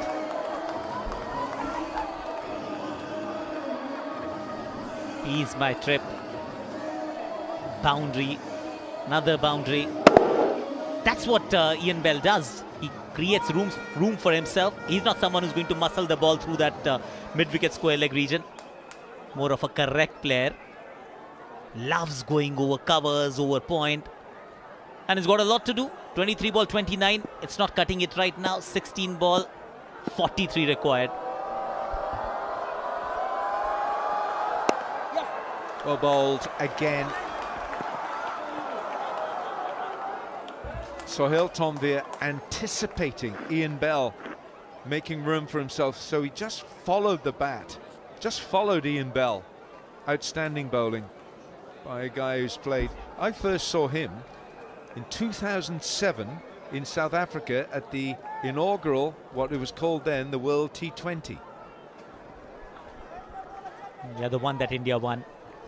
I think he was right there at the end as well. Sohail Tanvir batting gave India a scare before Misbah got dismissed, taken by Srishant of Joginder Sharma. There's nothing on that. Yes, do you know, that's 18 years ago, Akash. 18 years ago that, yeah, the inaugural World T20, which has now become the T20 World Cup. India's triumph. India's triumph against Pakistan in that dramatic final in Johannesburg. And cricket has never been the same again. Then IPL was born a year after, and the world cricket economy changed forever.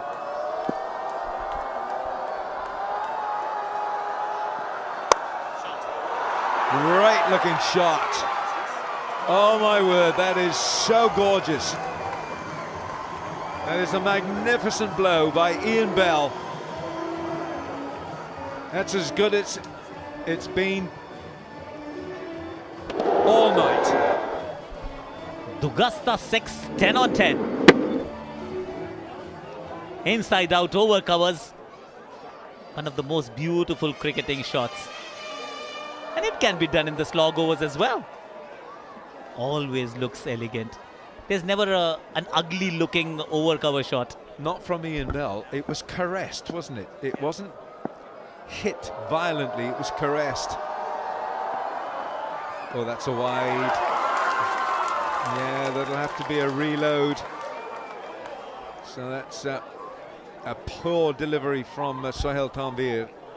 Interestingly enough, at this stage of the game, Pakistan were 126 for 7, 126 for 7, and England are 127 for 3. You'd actually think that England are ahead in the game, but they're not, because of the James Wynne's over that conceded 22, the 20th over. The required rate is 15.5. Oh, he's got hold of this as well. 4 more. Is Ian Bell steering England over the line. 131 for 3, 2 overs to go.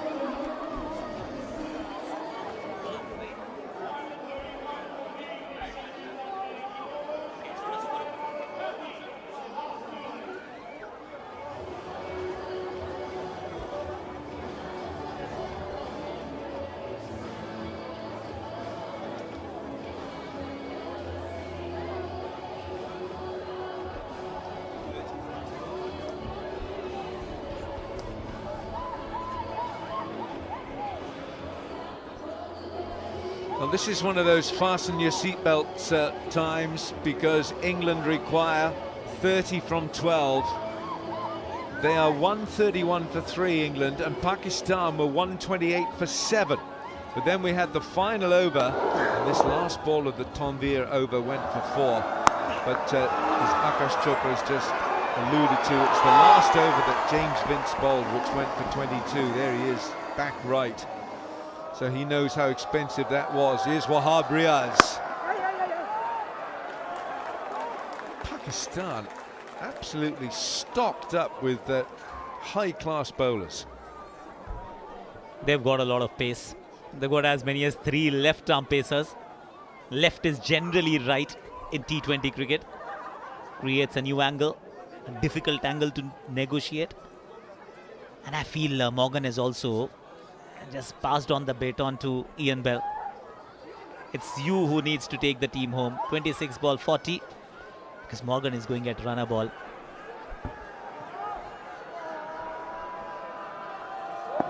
Fine leg and third man are up inside the circle.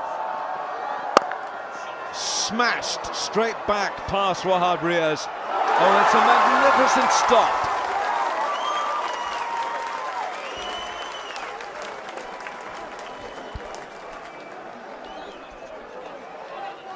Fawad Alam is the fielder.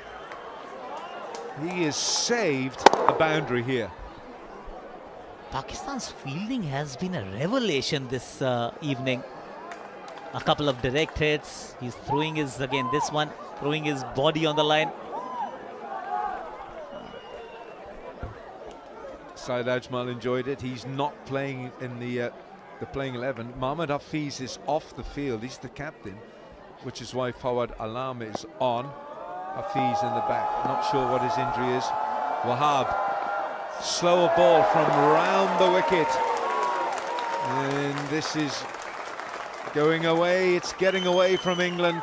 27 from 9 they require. It goes over 15 for the last over. It's generally stacked against the chasing team. And England will actually be thinking quite deep into the mirror as well. How did we reach at this stage where you need 27 of 9 and you still have 7 wickets in hand? You haven't really paced the chase nicely. Owen Morgan at the non-striker's end, asking the umpire what's required. I think he is, when he couldn't even look at the scoreboard, but the scoreboard at the moment has got video footage on it, so that's possibly why Owen Morgan might have had a word with the umpire.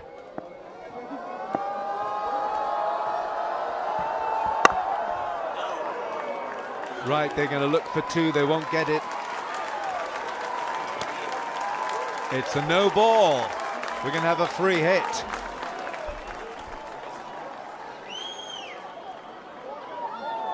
Wahab has this tendency of overstepping when round the stumps. It's a game of small margins. So there's definitely another twist in the tail. It's a free hit. Oh, whoa, whoa, that's a big one. It's a big one.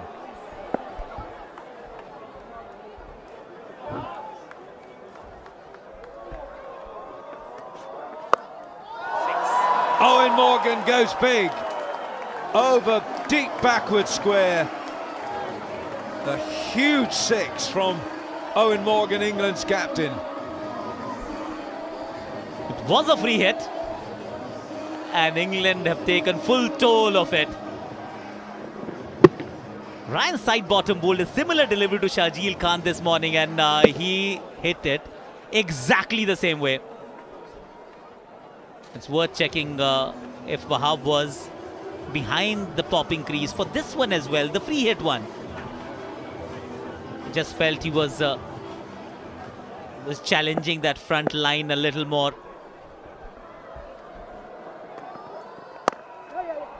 Bowled slower and wider, and asking Owen Morgan to come at the ball. 18 required from 7. That 6 has changed the complexion of these last 7 balls now, and if another no ball is bowled, it'll be yet another free hit. Wahab Riaz is coming round the wicket to the right-handed Ian Bell. He tends to overstretch when he comes round the wicket with that front foot. 1 ball to complete the 19th. 18 required from 7.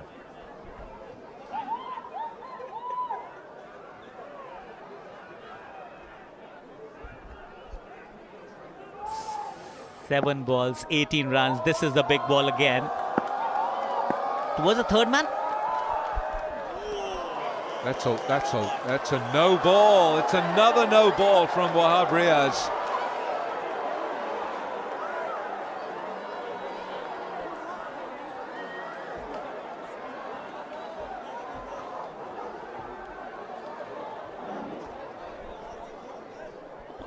Well, they're having a conversation that it wasn't above the waist height, but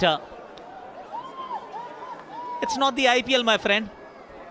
We can actually check it in the Indian Premier League, not here. You could actually request. The ball trajectory can be followed and everything has been measured. But that's a different tournament. In this tournament, if it's a no ball, it is a no ball and it's followed by a free hit. It's already been a no ball and a free hit, and the free hit went for a 6. Still 1 ball required. Last but 1 over. It's a wide outside off stump.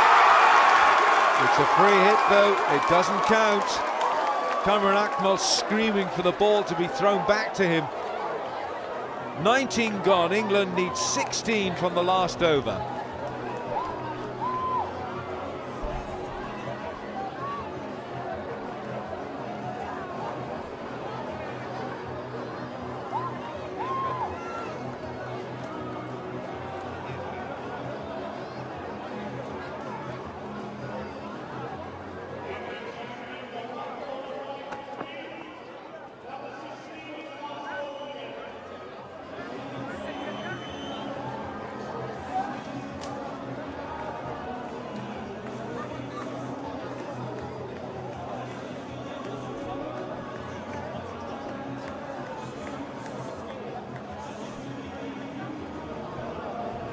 Well, the Augusta Properties hierarchy very much in focus here, because they are just getting a little nervous, I would have thought, at England, who have just got a little bit closer than they thought. England are ahead of Pakistan, but this last over, when Pakistan batted, James Vince bowled it and went for 22. Ian Bell on strike. Sohail Khan. He's going to get 4. First ball. England want 12 from 5. Outstanding from Ian Bell. Once again, a length delivery. This is what he does so beautifully. Makes room for himself, times the ball, finds the gap. Ian Bell playing a knock to remember. Was fairly slow to begin with, but he's picked up pace just at the right time.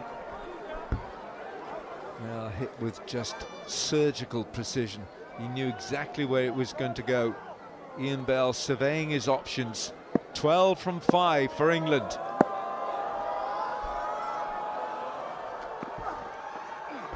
It's a wide. There's too many bad balls being delivered by Pakistan. 11 from 5 now, and those odds surely are getting better for England. Once again, Pakistan proving to be predictably unpredictable. This game was totally in their grasp. But the previous over, the no ball, the free hit, the shots. Again a wide. Pakistan losing the grip.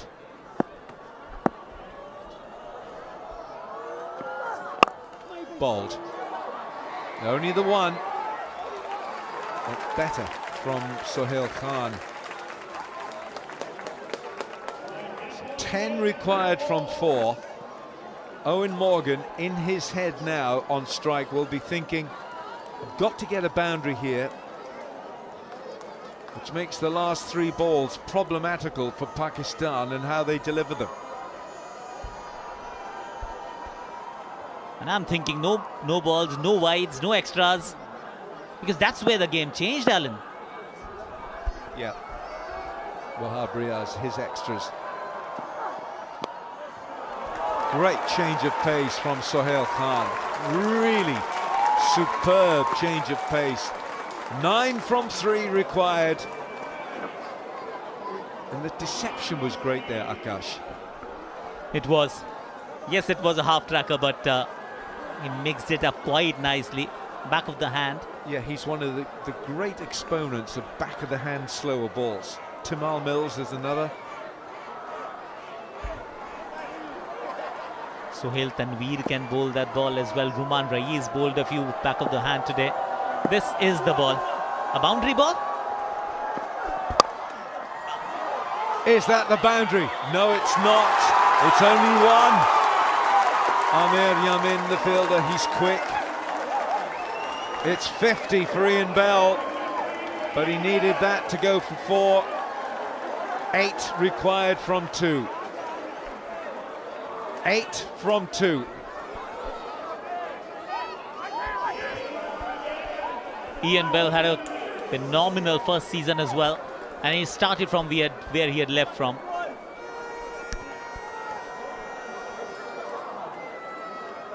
Eight of 2.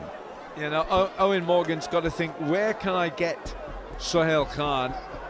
There are big boundaries in this match. He's got to be looking leg side. He's got to be looking at swinging him leg side on the left of your picture into that Hollies stand. I don't think he's going to get him over the offside. It's a big, big boundary out there. And I think Sohail Khan, seeing how the field is now being set, mid-on fielder inside the circle, go for the wide Yorker. Again, Wahab is trying to say something. If it's a wide Yorker, this is the right field. Wahab, you had your turn.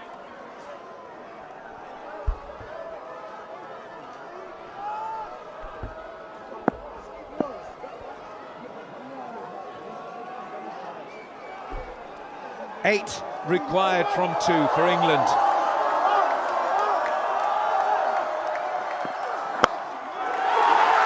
That is a magnificent ball from Sohail Khan. He knew what Owen Morgan had to do. You could see Owen Morgan moving across his stumps. And now, if England get an illegal delivery, that's the only way they're going to win this match. Yeah, 6 would mean a tie, and a tie is not a super over in the WCL. It's a bowl out. You don't have a super over in case of a tie.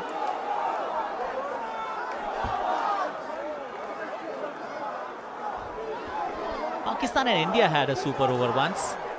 Yes, it was at Kingsmead, Durban. It was a bowl out, wasn't it? Oh, yeah, I remember that. Right then, 6 and we've got a tie. That is outstanding. Sohail Khan has delivered a superb final over. Smiles all round for Pakistan. And that was really high-class death bowling from Sohail Khan, who only went for 10 in that last over. Pakistan have won. They've beaten England in the WCL opener for 2025. Pakistan champions have won by 5 runs. England won the toss, elected to bowl first. They were quite clinical in the first phase of the T20 innings.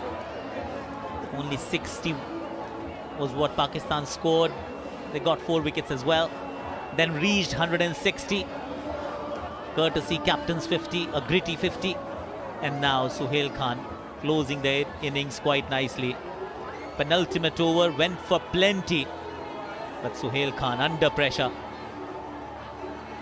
He's the one who's won it for Pakistan in the end. He's bowled only 2 overs. 1 at the start and 1 at the end. But what an important over this one. Well, you could see the concentration, and the concentration transpired into the delivery of perfectly executed Yorkers. And there's no way that Owen Morgan or Ian Bell to get, because they knew, Pakistan knew that they had to hit 6s. You can't hit those perfectly delivered. Look at this, that's in the block hole, that's at the toes of Ian Bell. He can't hit that for 6. Sohail Khan, a match winner for Pakistan under the captaincy of Mohammad Hafiz. A great contest to launch WCL for 2025.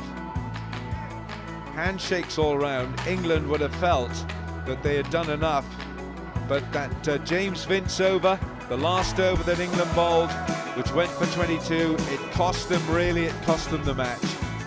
But take nothing away from Sohail Khan and the way he delivered that last over. You'll have to cast your mind at Ruman Rais's bowling efforts as well. 4 overs for 14 runs. He was outstanding. Amir 4 overs for 27. Yes, that 19th over took the game slightly away from Pakistan, but then Sohail, as you rightly mentioned, pulled it back. A good win to start this tournament. They were very close to winning the first edition.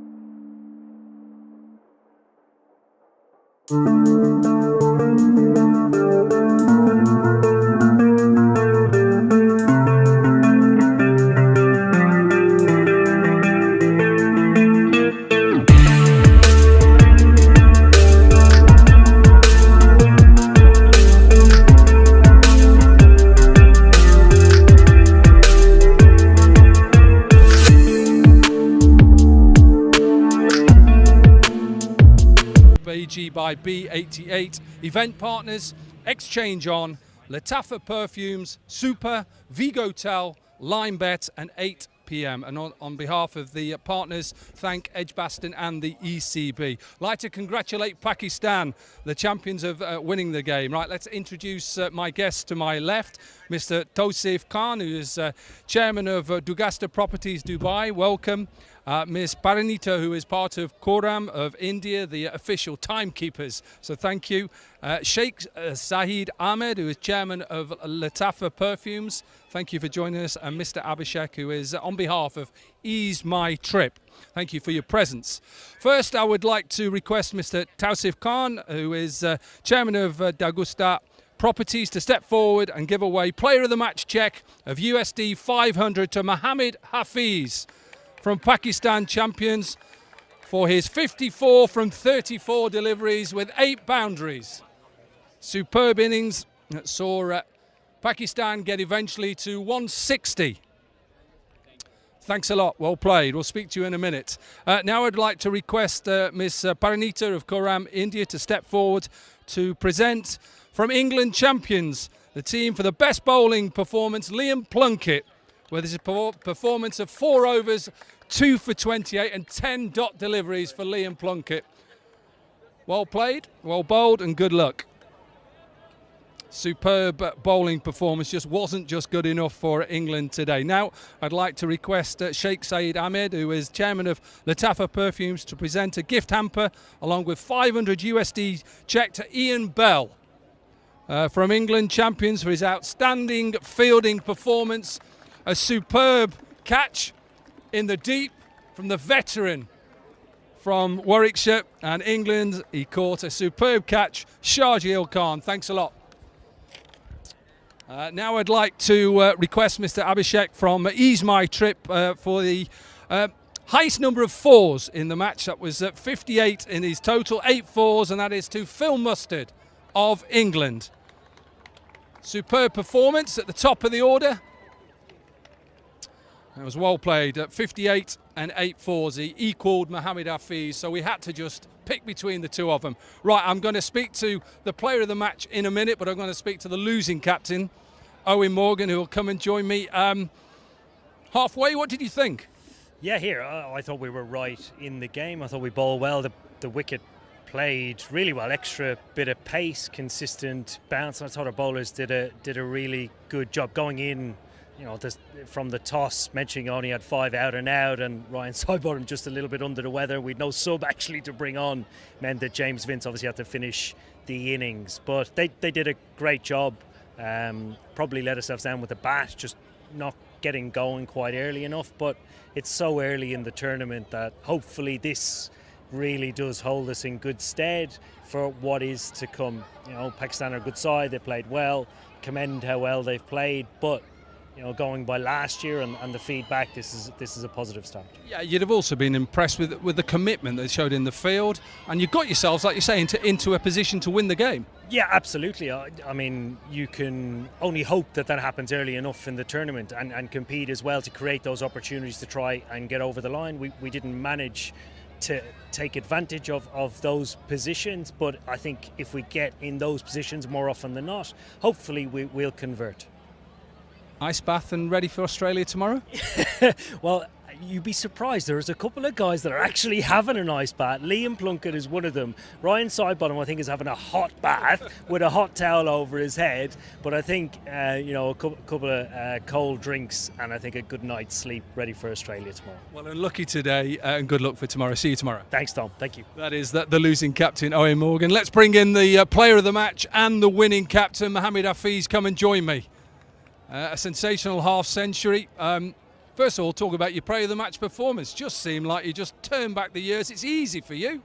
Not really. It was a hard work inside because the situation wasn't great, but somehow we managed to get the runs on the board. And then a fantastic game for a game of cricket for the fans of people. Like, it was fantastic. The way we fought it well, the way we were in some of the situations where we can easily get away with that. But we did well as a team. Yeah, you got yourself into a position where you needed an innings from yourself just to push on. It was good from you. Is that what you sensed? 150 was always going to be just enough? Well, there was something for the seamers because the ball was giving a little bit spongy bounce. So we thought if we can get 150 plus the bowling we have, we can at least have a chance to defend it. And then I think exceptionally well bowled by some of the bowlers. Roman did a fantastic job. So I'm really watching them doing once again something good for the team was a great thing. Yeah, now to have somebody like Shoaib Malik as well, take over from you as captain. Are you okay, by the way? I'm good. Was not feeling very comfortable with my back spasm, so I thought not to go for this game. So obviously good to have Shoaib and his experience with the ball and just the way that you bowled. You'd have been very impressed sitting up there just with your feet up. I was really wanted to go inside, but I think Shoaib Malik did a fantastic job. The way he used the bowlers very well. The bowlers replied in a way where we can control the game. After getting James wins was something we always wanted to have him. So once we have that, we were very much in a full control of the game. A day off tomorrow, so feet up. Well done today and good luck for your next game. Trust me, we need to. Thanks a lot for joining us. That is the captain, the winning captain, Mohammed Hafiz. That's it from the presentation area. Thanks for joining us, and a double game tomorrow on Super Saturday. Well done, Dominic Cork, and very well played, Pakistan. So tomorrow in the Augusta Properties WCL, match 2 is West Indies champions against South Africa champions. Two teams bristling with fabulous international talent. A.B. de Villiers is here. England have got to go again. They're going to be...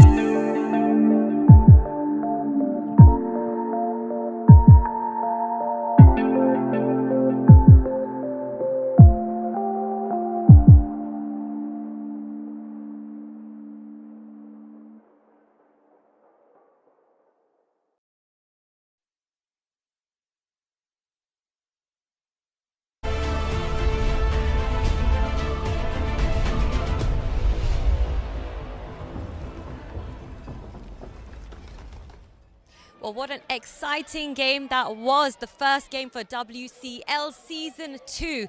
Fantastic and nail-biting. Totally amazing indeed. Let's take a look at today's match summary. As you can see, all the details over here.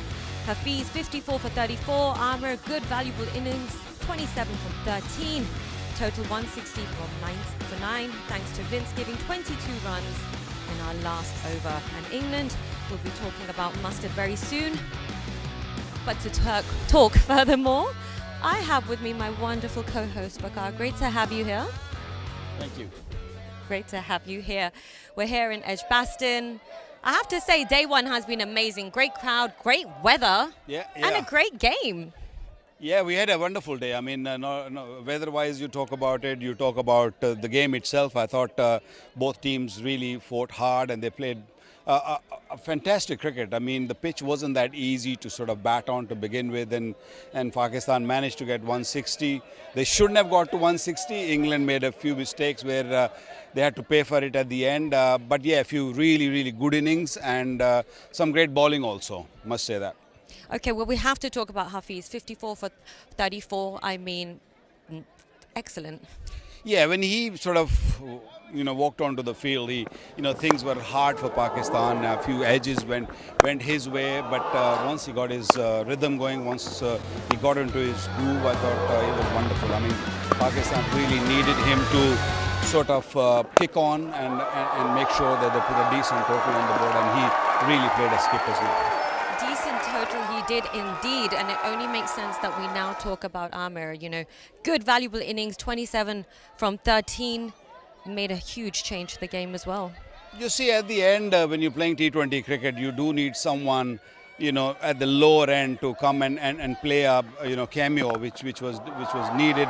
And he played a beautifully knock, 27 of 13, and especially he made sure that, right at the end, and when James Vince was bowling that final over, he really took him on and put Pakistan on the board where I thought there were maybe 10 to 15 runs ahead of England. Okay, and thanks to Vince giving 22 runs in the last over again, which changed everything.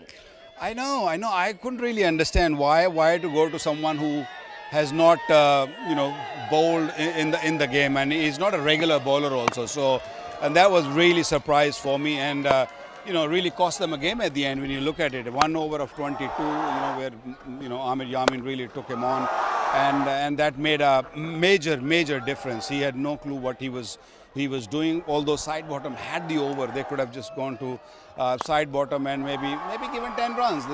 The difference between win and loss was only small. That's the beauty of T20, though. Anything can happen. Yeah. Let's talk about England. It only makes sense. We are in England. Let's talk about Mustard. 58 of 51. Yeah, he started beautifully. He timed the ball nicely in the start of his inning. Although the pitch was a little tough to bat on, and he really capitalized those first 5 overs quite nicely. He put Sohail Tanveer to the cleaners, and his knock. Yeah, it was good for him. But overall, if you look at in the context of the game, he couldn't really finish the game. Not him, even Ian Bell. Both of them have struggled throughout. And couldn't really finish the game. But yeah, for his personal achievement, I thought it was a fantastic knock. Yeah, great contribution from him, from Bell himself. Yeah. So today's game was great, which is a great start to Season 2 of WCL. It's exactly what we want in cricket, right? This is what we want. Anything can happen. And also, let's talk about tomorrow, because it's a Super Saturday. We have a double header tomorrow. We have West Indies champions versus the South African champions. And let's discuss them, shall we?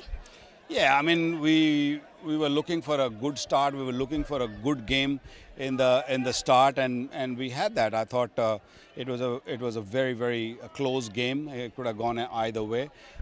Tomorrow's game is between the teams who have not played that well previous year. So they've got some big names. A.B. de Villiers coming out. Yes. Chris Gale is there. I mean, you name it. Bravo's there. Hashim Amla is going to be in action tomorrow. So we have got a real good game in hand. So teams are coming well prepared this time around. Last time I thought they were, because it was for the first time, they were a little bit undercooked. But I'm sure this time around they're all aiming to win the silver medal. Well, anything can happen. And we also have England, who will be back tomorrow taking on the Australian champions, which will be quite interesting as well.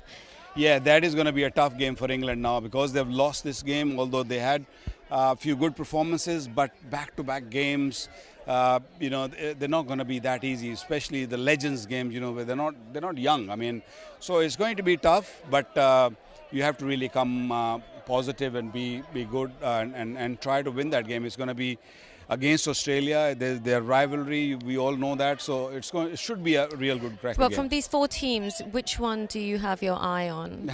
Just say it. I think Pakistan. I mean, so far I've seen today. I mean, they had few issues to solve, but Pakistan last time also they're a very balanced side. They have got players who are still actively playing cricket.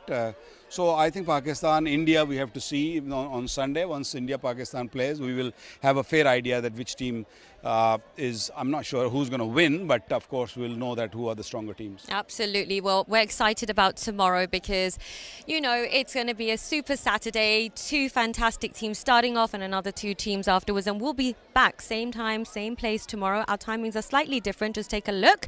But we can't wait to be back tomorrow. Yeah, no doubt. I mean, as 2 games and the surface looks really good. I'm very impressed with the ground staff, the way they put in hard work to prepare a really good pitch. So, 2 games tomorrow. Hopefully, we're going to have a very similar games to what we saw today. Yes, exactly. See you all very soon. Stay tuned for all the live action tomorrow.